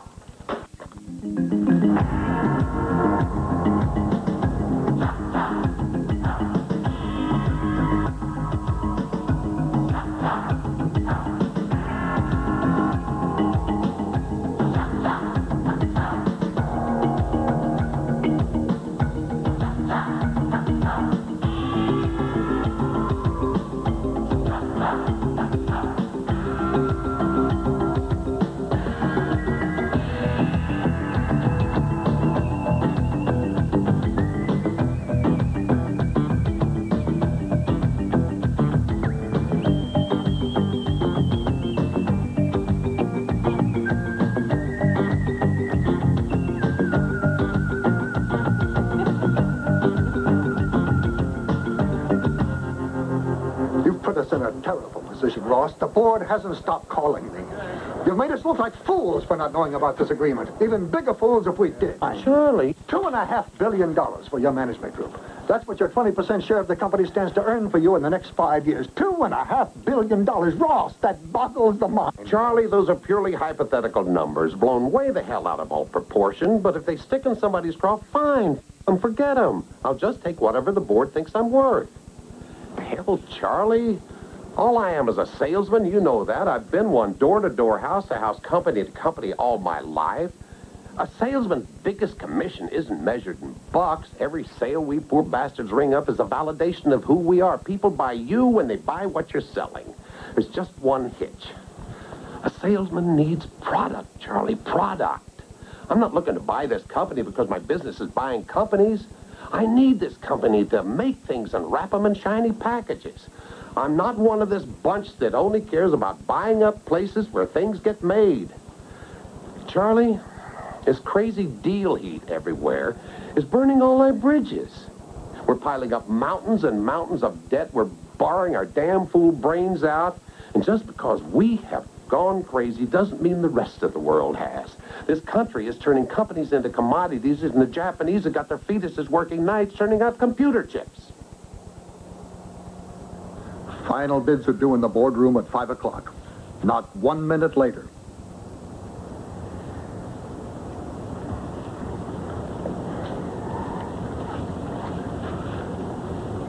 However it turns out, your opinion of me means an awful lot in my life, Charlie. We're down to the numbers now, Ross. That's all that matters now.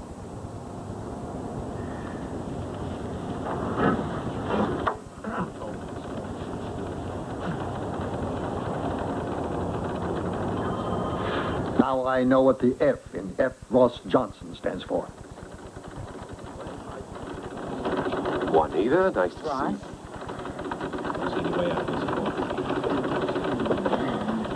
Hello, Barry.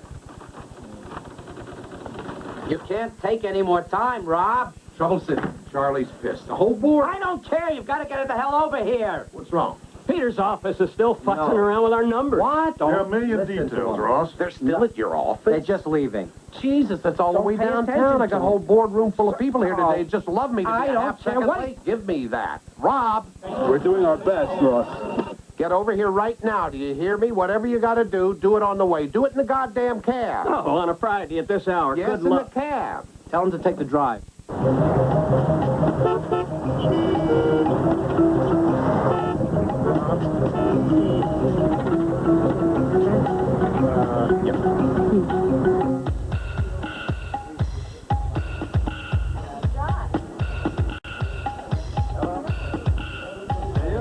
How are you doing? Where are you? 14th and where? 14th and the river. It's just, traffic's brutal. Maybe we should get off the drive. How you do that?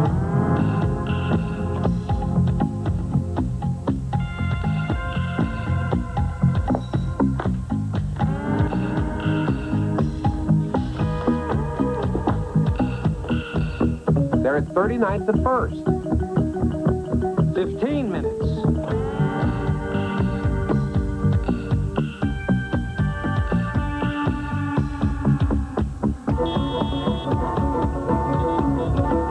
We're boxed in completely. Are you serious? Go! Go on! I'm telling you, go! Okay, Ross. We're on our way.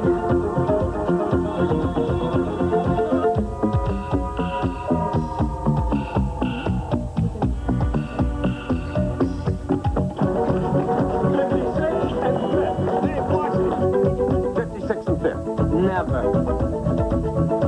Scraps. Oh, move, Rob, move! Thank you. See you later. Do it.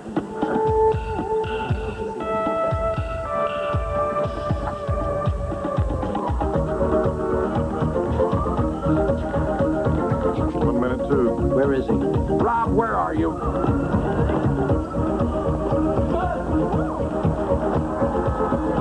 Rob! Our luck has been mugged. Rob! We're in the elevator. What floor? Hold on. Just 1 second. Rob, where is he? I don't know.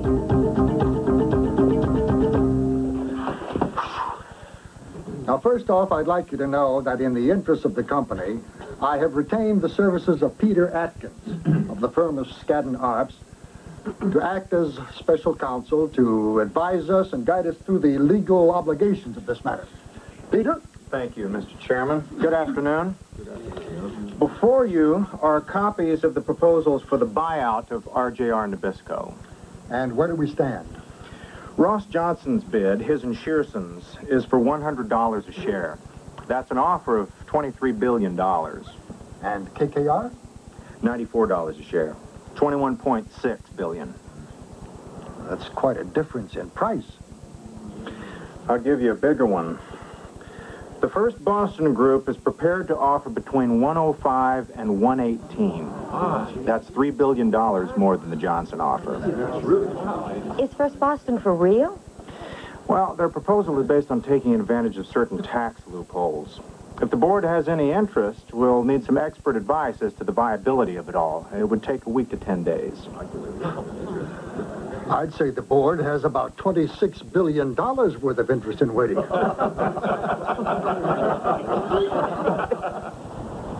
It's an air ball, Henry. There's no way in the world First Boston can pull it off. No way at all. We're still alive, I promise you. Second place is no better than third. All we have to do is lay low. We put out the word, we don't know what we're going to do. Let's let the world know we may not be there in 10 days. And if we do back off, we save ourselves the embarrassment. If we're coming back strong in the second round, why let on? Either way, no one sees our hand. Let them curse the darkness. We're not handing out any candles. What? What makes you think Peter can go any higher than we have? Jesus, Jim, these numbers are giving me a nosebleed already. Hold on. Yes, I'll take it. It's Linda. She says it's important. Linda? Ross, are you ready for this? Henry has gone to his place in Vail. Do I like that? He and Caroline are spending the week there skiing. George has gone home to San Francisco. It all ties in. Ties into what? Well, the word is, having come in third, there's a strong chance that Henry might not bid next time around. You believe that? You think it's really possible? All I know is that Henry finishes first or he doesn't finish at all. Going away like he has, I mean, skiing in the middle of all this?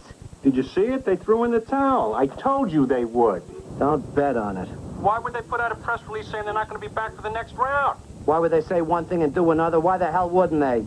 Well, what do you hear? Are they coming back or aren't they? All I know is what Linda tells me, and she's pretty sure they're out. Yes, I'm up. What do you think I'm thinking about?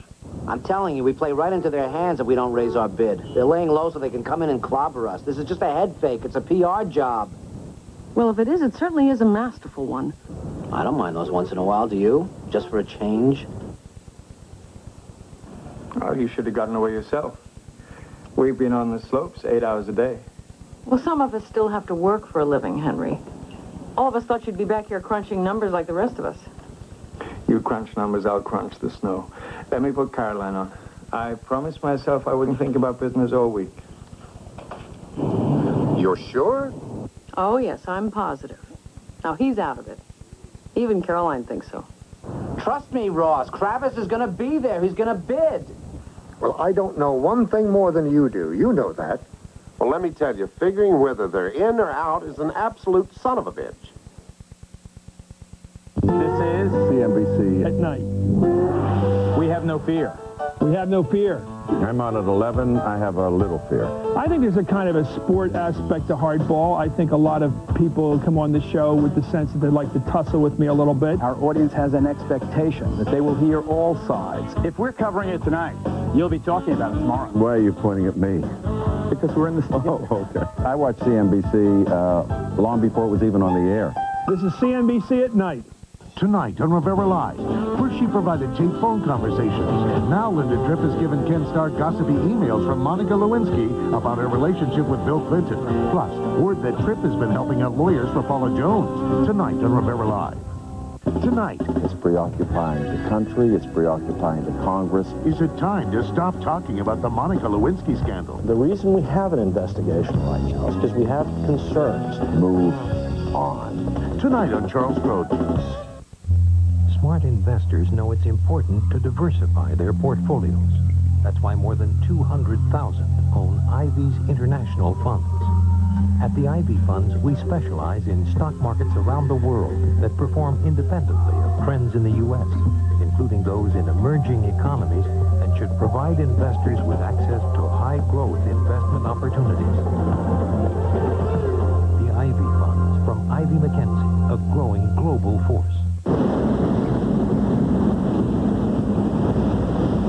Remind you of your nose during cold season? Come to Walgreens before you go over the edge. It's tax season again. Will you file your return with confidence or with crossed fingers? The Wall Street Journal's tax guide can help, and it's free with 10 weeks of the journal for just $3.90 a week. Call now for the Wall Street Journal, 800-253. How does your bank react when you ask for a mortgage? Oh, that's a real letdown. If we were you, we'd bank with us. What does it take to get a home equity loan? Good heavens. If we were you, we'd bank with us. First Community Bank, a member of Unity Bancorp. First to listen, first to lend. Of course, you could try your old bank again.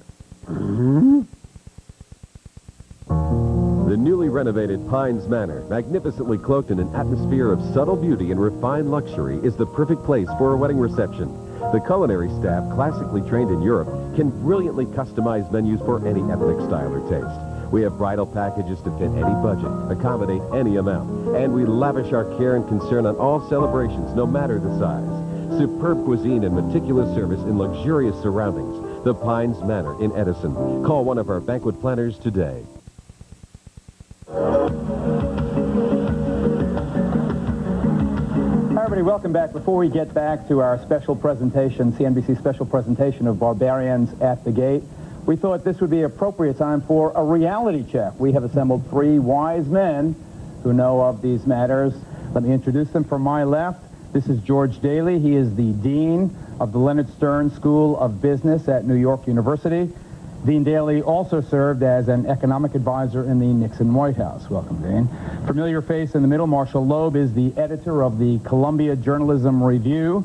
He was, perhaps more relevant to this discussion, managing editor of Fortune magazine from 1986 to 1994. To his left, my right, that is Samuel Hayes. He is the Jacob Schiff Professor of Investment Banking at the Harvard Business School. Is this movie reality? Is it a docudrama, or is it a wild, fictitious take on what was a very controversial and huge takeover? I think it's a little of all three, although I think it's fairly true to the actual situation that took place. Obviously, when you're doing a movie, you want to make it interesting, and so you kind of overplay some of the roles. But it's a peek into what Wall Street's all about. Marshall, do you think that Ross Johnson's day is a thing of the past? Yes, I think that sort of excess, very visible excess, is gone, and that was one very fascinating development that came out of this whole deal. I think more than its effect on the economy was its consequence for the public psyche. People just saw there was this atmosphere of greed, I'll get mine, all nicely covered up with the patina of we're doing well for the shareholders and so forth. Now, they may, in the long run, have done fairly well for the shareholders, but they sure were out for number one, taking care of themselves, and I think the public responded accordingly. Do you think that he is the fair poster child for the greedy 80s, Dean Daly? I don't know whether it's fair or not, but it's certainly what has happened. And I think there's no question that in the business I'm in, which is running a business school, that the whole emphasis on ethics that we see now, it had a lot to do with this particular episode. Do you think that at some point, because of the colossal egos involved, that making the deal became more important than the economic fundamentals of the deal? Undoubtedly. The truth is, as Sam Hayes and I were talking beforehand, the deal, in fact, as it ended up, was not a great deal, not for KKR. It was for certain shareholders, those who took cash. But it was not. These two people became or two sides became very, very competitive. And I thought that was portrayed rather well in the movie. Going back to the central point on this not being a terribly good deal, what forced these people into it? Was it merely winning at all costs? Well, I think that was part of it, but I also think there's another dimension that really needs to be considered here, and that is that much of the prosperity we see in the 90s was due to efficiencies achieved in the 80s, and whether you like it or not, that's part of what this process was about. Now, it may not have been fair, it may have enriched a few people, but it is, in fact, this deal and deals like it, I think, has made the American economy more competitive, in part by making the Ross Johnsons of the world less frequent in corporate headquarters. That I think is absolutely the case, that when you look at it from a perspective of the satellite photograph and see what are the big movements, it's a good development to make our economy leaner and more efficient. But when you swoop down and look at the individual characters, they look pretty greasy and pretty crummy. Dean Daly, Marshall Loeb, Professor Hayes, thank you very much. We go back now for the exciting conclusion of Barbarians at the Gate. Tonight on Equal Time, more alleged evidence against the president. Jerry Brown was one of his earliest critics. Find out his thoughts. Then on Hardball with Chris Matthews. As new facts roll in against the president, how will the White House react? Tonight, starting at 8 at CNBC. It's not much bigger than a walk-in closet, and no one goes in uninvited. Very personal room. It's his. You can feel that it's his when you're in it. Does the president's study hold the answers to an alleged secret affair? Tonight on the news with Brian Williams.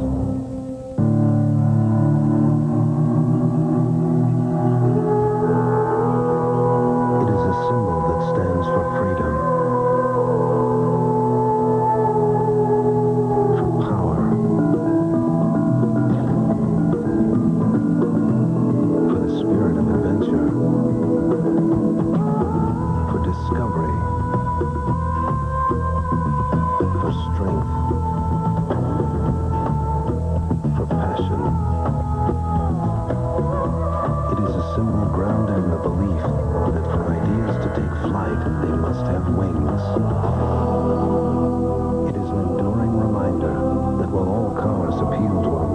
side. The great ones appeal to our more passionate side. It is the symbol for great cars. Chrysler, engineered to be great cars.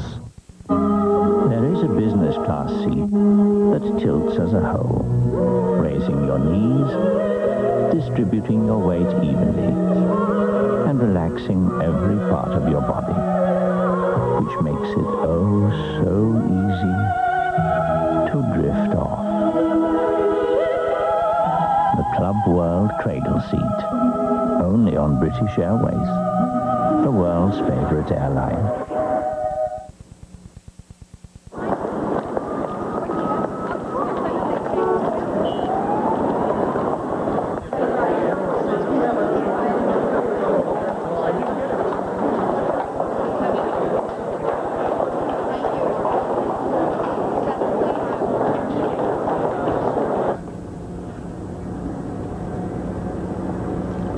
Ross? Do me one favor, John. Don't wish me luck. I want to thank you all for your patience during this 10-day interval. It was obviously a step that had to be taken. Now, that said, I'll turn the meeting over to Peter Atkins. Thank you, Mr. Chairman. To begin, let me tell you that we're now down to 2 bidders. After a good deal of effort, First Boston was simply not able to put their offer on the table. That leaves us with Ross Johnson. His groups bumped their previous bid from $100 a share to $101. I think we need to take a very careful look at what KKR has offered. What do you think? I think it's going to be a long day. A very long day.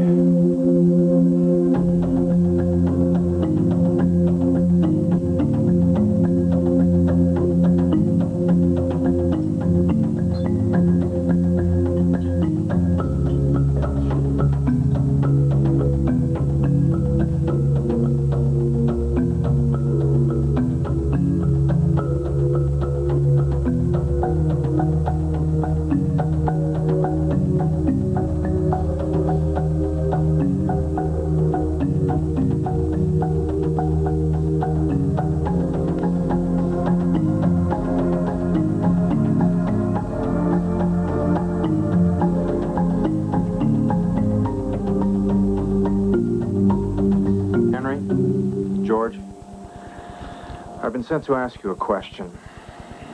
Is what you've submitted your very best offer?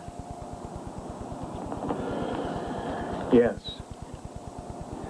The very best you can do?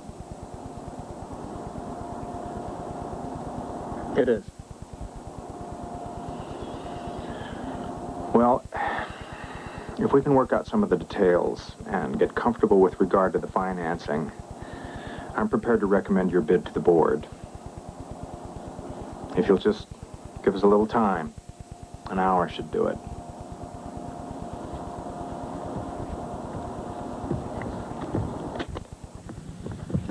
Peter, I've got a pile of people wondering when there's going to be a decision. I'd say there's no reason to hang around. We'll be in touch with you tomorrow. What are you saying tomorrow? What does that mean? Look, I can't tell you anymore. Peter, are we out of it? I've said all I can say. Well, Charlie, what the hell's going on? I'm still CEO of this company, you know. I mean, we haven't got a new pope around here yet. Or have we? Oh, this is most unusual, Ross. All right, 5 minutes. I'll meet you there. I understand my people have been told to go home. Care to embellish that a little? First Boston is out of it. KKR has made a bid. Another bid? A new one? Higher than mine? Frankly, it's a blockbuster. Are we talking the neighborhood of $5 higher than mine? Are we talking 106? You said it, Ross. I didn't. Skiing my ass. Henry Kravis is skiing down Mount Bull. He sandbagged us. I know it. You He said... was trying too hard to sell me. You I were could sure tell. he was out of it. We're the only ones who are going to be out of it unless we get off our cans. Peter, whip out your calculator. What the hell is going on? They told us hours ago they're going to recommend us to the board. We had a deal. Everything was fine. Shearson's bid 108. Did they come in with that bid, or did they find out about ours? We've got to do what's best for the shareholders, George. which includes asking you not to leave. We want you in this. Now, you've been more than patient. Give us an hour to go over it all. We are not interested in open-end bidding. Just 1 hour. All right. You pay our expenses to date, and we'll wait. How much are we talking about? I would say it comes to a hell of a lot more, but we'll settle for $45 million. $45 million for 1 hour. I think I can sell it. Thank you, Henry.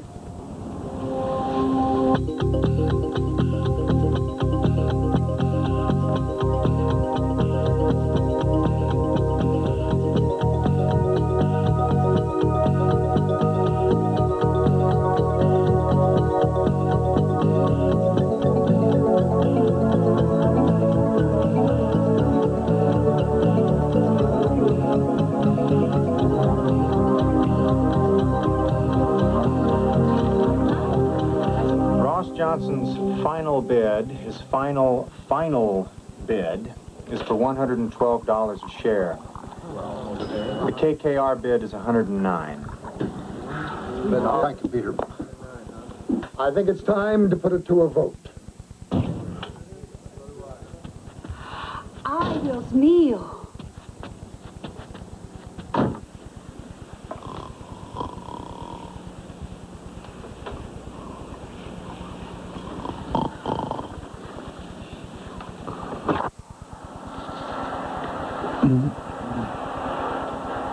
Oh, I'm sorry, Mr. Johnson.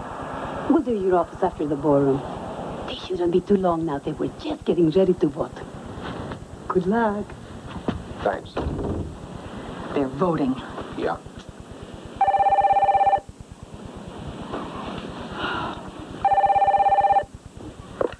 Yeah. Right. I'm on my way. Charlie wants to see me.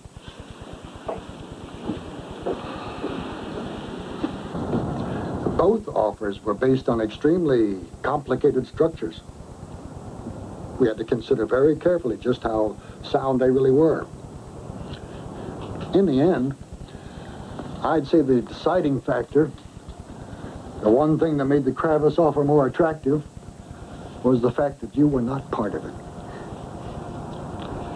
Nobody's going to deny that there's not a fair amount of greed going around these days. I guess it's just a question of how much greed is fair. This, yours, was over the top. It was simply too naked. There was just no way we could let you have this company, Ross.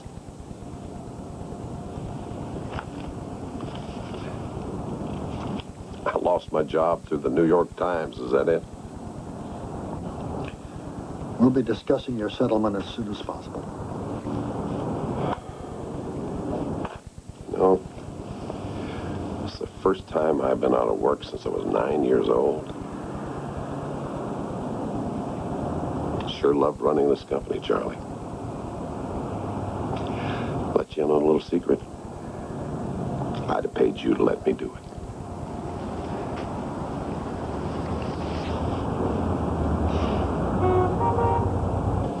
Thanks, Charlie. We'll be right.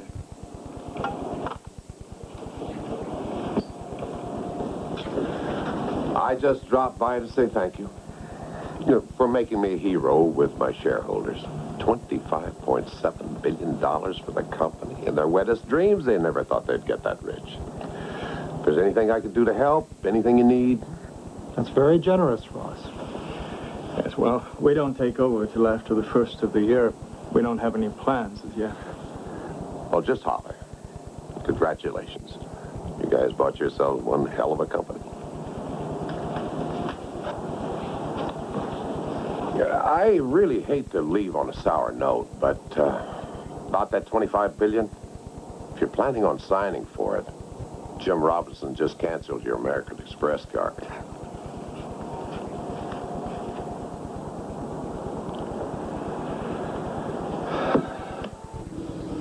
How the hell do you win a company like ours playing lowball? Does somebody want to tell me that? I never heard of the highest bid ever losing before. I say we were I say we sue their asses off.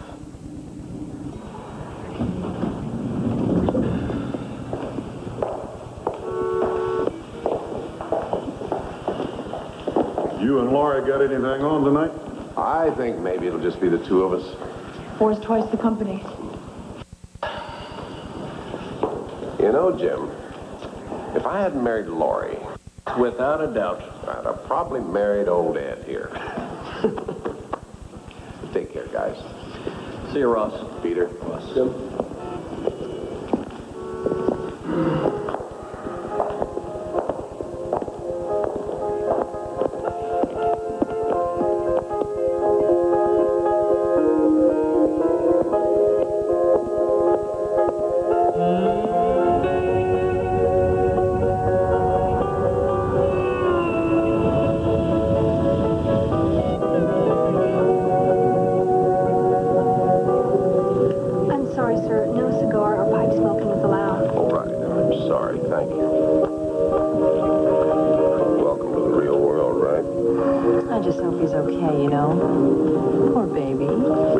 Adjustments to make, he's got his.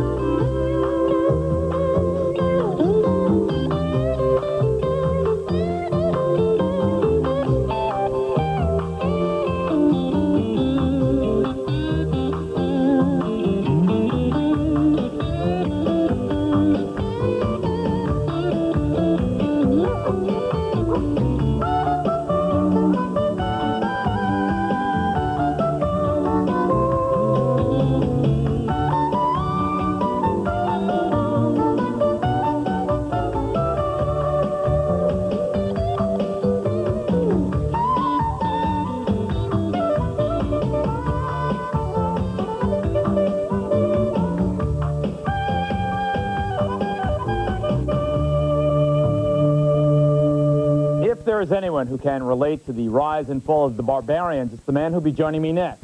He epitomized the success and excess of the 80s and then nearly lost it all. Now in 1998, he is back big time. Master of the deal, now master of the comeback. Donald Trump, right after this. News breaks, markets move. See it on CNBC. Deals develop, stocks shift. See it on CNBC. As the world's leader in business news, CNBC has the contacts, the expertise, and the power to make sure you hear it first and hear it fast, while you still have time to make your move. CNBC, we make your business our business.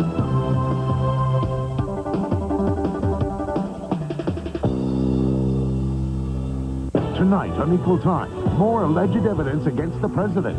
Jerry Brown was one of his earliest critics. Find out his thoughts. Then on Hardball with Chris Matthews. As new facts roll in against the president, how will the White House react? Tonight, starting at 8 at CNBC. It's not much bigger than a walk-in closet, and no one goes in uninvited. Very personal room. It's his. You can feel that it's his when you're in it. Does the president's study hold the answers to an alleged secret affair? Tonight on the news with Brian Williams. There is a business class seat that tilts as a whole, raising your knees, distributing your weight evenly, and relaxing every part of your body, which makes it oh so easy to drift off. The Club World Cradle Seat, only on British Airways, the world's favorite airline.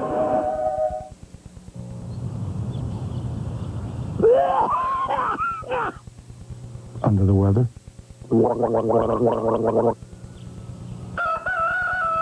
Walgreens can have you back to your routine in no time. How much younger do you want to look? You decide when you get rid of gray gradually with Grecian Formula 16.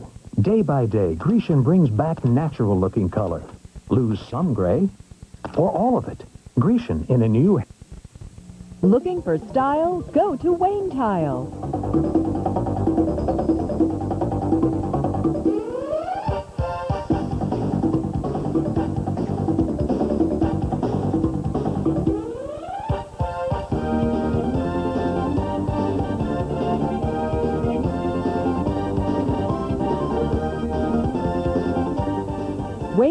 Tile. It's easy to remember. 1-800-739-TILE. In every hand-rolled premium cigar lies the pride of the family who created its legend, like the Flores family, producing cigars for a half a century in the traditional Cuban style. If you love cigars, Flores Tobacconist offers a private membership club, storage lockers in our humidor and cigar dinners for aficionados. Abel Flores is your personal tobacconist, willing to share the nuances of 300 brands of fine cigars with a select few.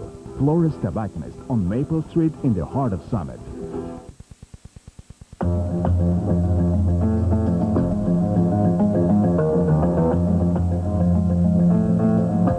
In a very real sense, my next guest, Donald Trump, you of course know him, was the 80s. He was a man who reveled in his wealth. He had flashy cars, flashy women. He loved building buildings everywhere there was a vacant lot.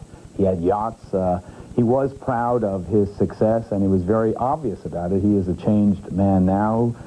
He went from being a billionaire to being $1 billion in debt.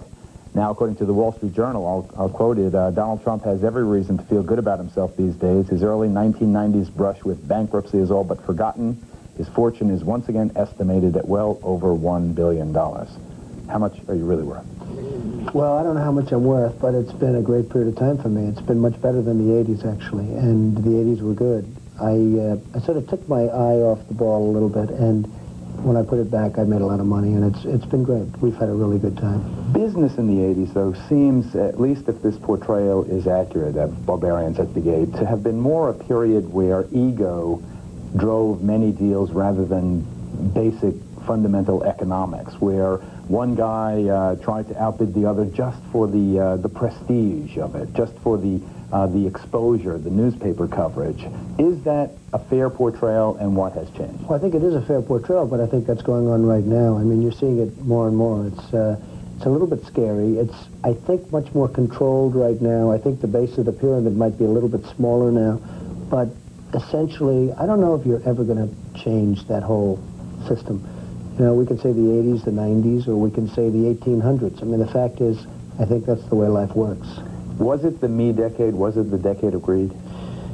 The 80s were, I mean, I thought it was a great time, but I will say that I have plenty of friends that lost a lot of money in the 80s, and I have a lot of friends that went bankrupt in the 80s. You know, people think it was easy to make money. It's never easy to make money. You need a certain something. But a lot of people lost money in the 80s, and a lot of people are no longer with us in a financial sense because the 80s did them in. So, you know, people are too loose with how easy it was because it wasn't easy, and it wasn't easy for a lot of people. I think the 90s are better. I mean, my company is doing much better now than it did in the 80s, and I think the 90s actually are better, and yet they're more controlled. It's very interesting. The 80s, you talk about control. It seemed to me, and it may just be a cliche, I don't know, that there was much more overuse of private jets and champagne and caviar and hookers and, you know, the more flamboyant aspects of gaudy wealth than there are today.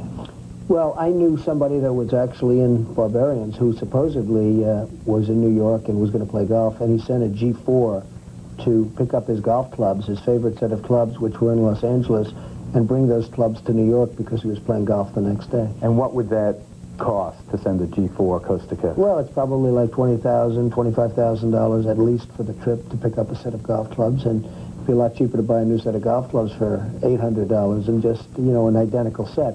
But this was the lucky set. So, you know, I just don't see this happening today, but who knows, probably a lot of crazy things too. What happened with you? How did you almost go broke? Well, I had a great run. The 80s for me were a great run. And then around 1990, and I remember Business Week did a story, and it was titled, Welcome to the 90s, Donald. And I thought it was rather interesting, but it was rather true. The tax law change was devastating, but I really took my eye off the ball. I wasn't focused. I always made money in down markets because I was able to sort of predict them. But I was having a great time. In a way, I was sort of into this whole thing also. And I was having an unbelievably good time. I was all over the world, and it was great. But I realized, you know, all of my geniuses from Harvard and Wharton, they weren't getting the deals closed, and there wasn't the touch that I needed or that I wanted. And I said to myself, I better get back or I'm going to be in big trouble. And, you know, I owed many billions. You were very kind, but I owed billions and billions of dollars. And really, at one point, I was probably worth a negative something. and now it's higher than it ever was, but that's only because I totally refocused and really went back to work. Well, we'll talk about that. We'll talk about the art of the comeback. Not coincidentally, the title of Donald Trump's latest work. Take a short break. Back to Donald Trump. How come these things are so impossible to put on? Oh. The cargo area inside the new Audi A4 Avant. Remember the first time we did this? Converts to a totally flat surface in seconds. It's for people who've fallen in love with the blast-to-drive A4 sports sedan, but could use a little more room. All right, let's do it. Oh, I love it in the morning. The Audi A4 Avant. Get ready for the ride of your life. Imagine having a baby who can't see you. Trevor has congenital myopia. I went everywhere, and everybody, said he was too small. Then I went to Lens Crafters. Having the lab right here, I can make almost any glasses in about an hour. I use special earpieces, filed the smallest frames. I'm helping make someone's eyesight. The way that he looks at me now, I know he sees his mom. Lens Crafters, helping people see better 1 hour at a time. Call 1-800-541-LENS for the store nearest you. Unlike most computer offers, this gateway system comes complete with everything you need for only $14.99. A 233 megahertz Intel Pentium processor with MMX technology, a color monitor, even a color printer. And if you ever have a question, this gateway computer comes with our friendly, award-winning customer support. 24 hours a day, 7 days a week, all for just $14.99.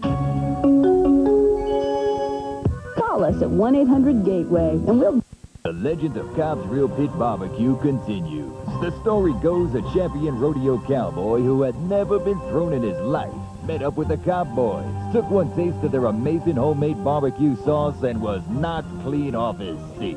Today, this tantalizing sauce is used on all Cobb's great cooking. Pulled pork Tennessee tender, hickory smoked ribs, and chicken. And now you can visit Cobb's in both Union and East Hanover and hunker down for some great barbecue. 'Cause at Cobb's, we're smoking. What began as a door-to-door operation out of a suitcase during America's Age of Innocence has blossomed into one of New Jersey's most prestigious jewelers, Leonardo Jewelers. Family-owned for over 30 years, specializing in imported diamonds, 18-karat gold jewelry from Europe, and the world's most respected timepieces. Exquisite jewelry, as well as treating customers like family, is what makes jewelry buying at Leonardo unique and enjoyable. Come experience for yourself why generations continue to return to Leonardo Jewelers. Really? We're back with Donald Trump, the art of the comeback, his latest, and what a comeback he has had from a negative net worth in the billions, a lot of the debt personally guaranteed by you. Well, I had about $975 million personally guaranteed. I owed billions and billions of dollars, and I had great assets. But again, I really wasn't focused at that time. There was a period of time when I wasn't focused, and had I been focused, I would have made money in the bad times as opposed to almost going out of business. Are you less conspicuous about your wealth now than you were 10 years ago? You know, it's a question that is asked quite a bit, and I actually believe that you don't change. If you like beautiful homes and if you like beautiful boats and this and that, I think you don't Beautiful really women? change. Beautiful women, yes, but I would never say that. But I was trying to leave that one out. The fact is, if you like certain things, I don't think you say, gee whiz, this is the 90s and now all of a sudden I don't like it. But I do believe you're more controlled.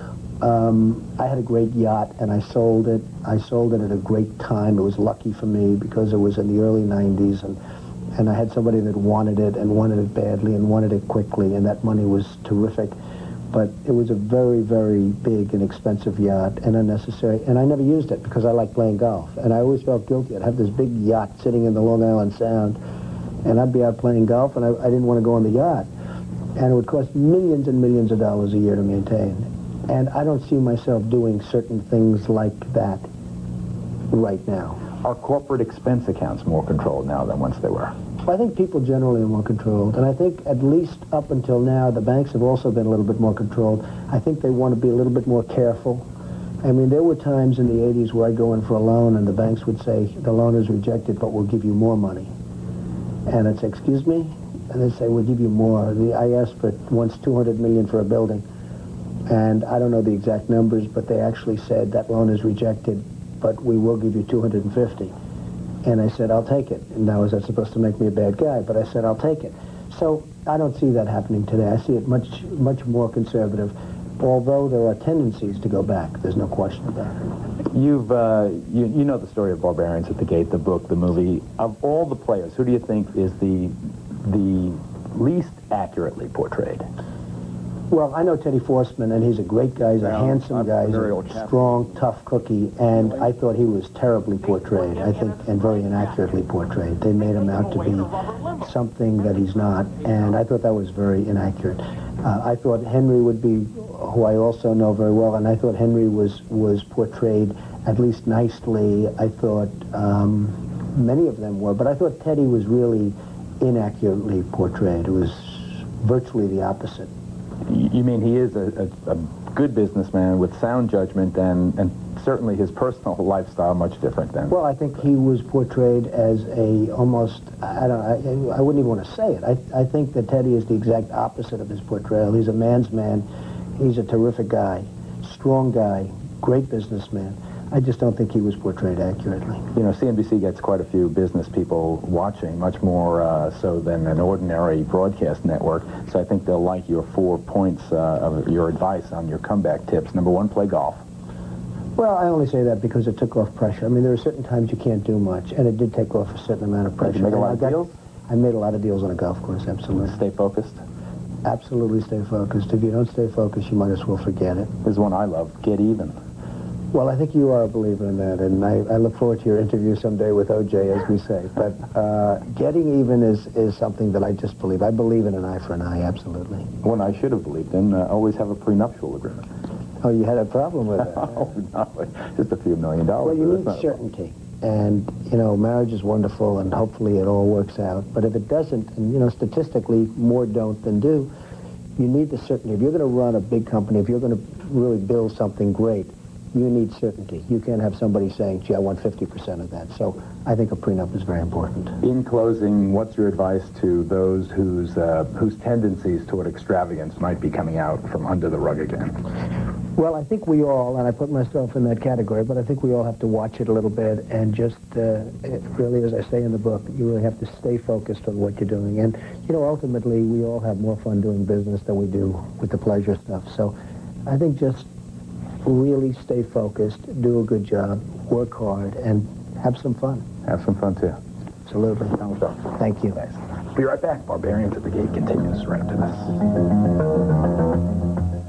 Tonight on Equal Time, more alleged evidence against the president. Jerry Brown was one of his earliest critics. Find out his thoughts. Then on Hardball with Chris Matthews. As new facts roll in against the president, how will the White House react? Tonight, starting at 8 at CNBC.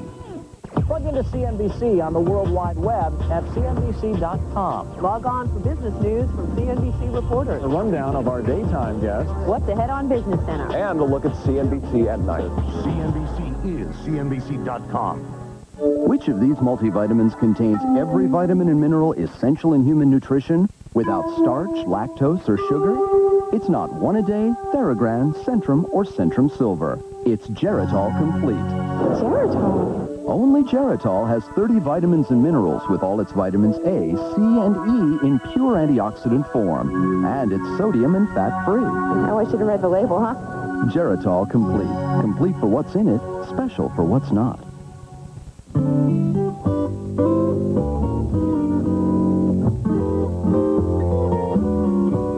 For every kind of fish, there's a different kind of fisherman.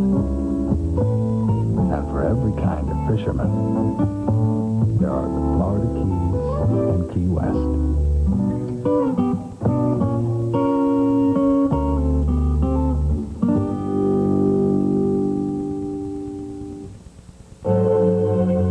A revolution is in our destiny. A revolution not about countries or ideologies, but about knowledge and information networks that make computing more affordable. Where do we come in? We make the software that manages information that will enable anyone to sit at the seat of knowledge. Oracle, enabling the information age.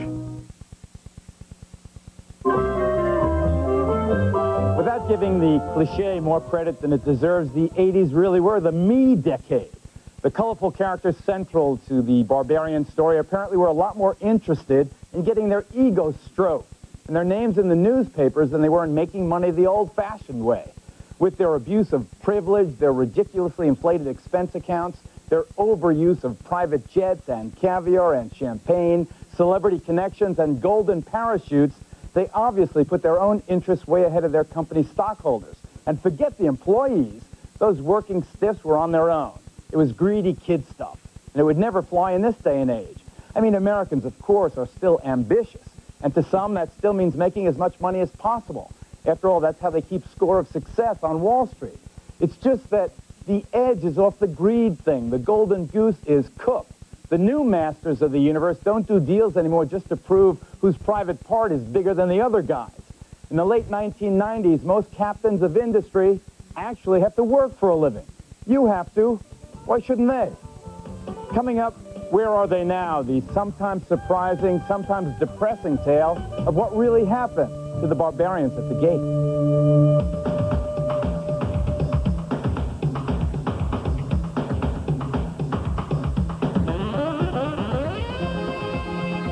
John Grennis continued as chairman and CEO of Nabisco. On January 1st, just 2 weeks ago, he retired because of health reasons, non-life-threatening. He's just 52 years old. Ed Horrigan, pal of Ross Johnson and chairman of Reynolds Tobacco, retired in 1989 from RJR, right after his team lost the big fight. His golden parachute was reportedly worth $45.7 million. Horrigan came out of retirement and became chairman of the Liggett Group, one of the country's largest tobacco companies. In 1994, he and other tobacco chiefs gave extremely suspect testimony to a congressional subcommittee. I believe that nicotine is not addictive. Horrigan is now retired from corporate life and lives quietly in North Carolina. Charlie Hugel, former RJR Nabisco chairman of the board, retired, but he held on to one chairmanship at least, the senior PGA advisory board. He now lives quietly in New Hampshire. Ted Forsman, who hates his portrayal in Barbarians and who coined the phrase, continues as senior partner in his extremely successful private investment firm, Forsman Little & Company, which currently has a $5 billion war chest for future acquisitions.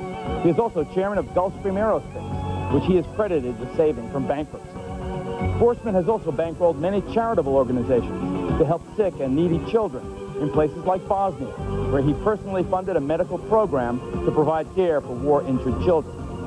Peter Cohen has perhaps fallen furthest. He resigned under pressure from Shearson Lehman Hutton in 1990.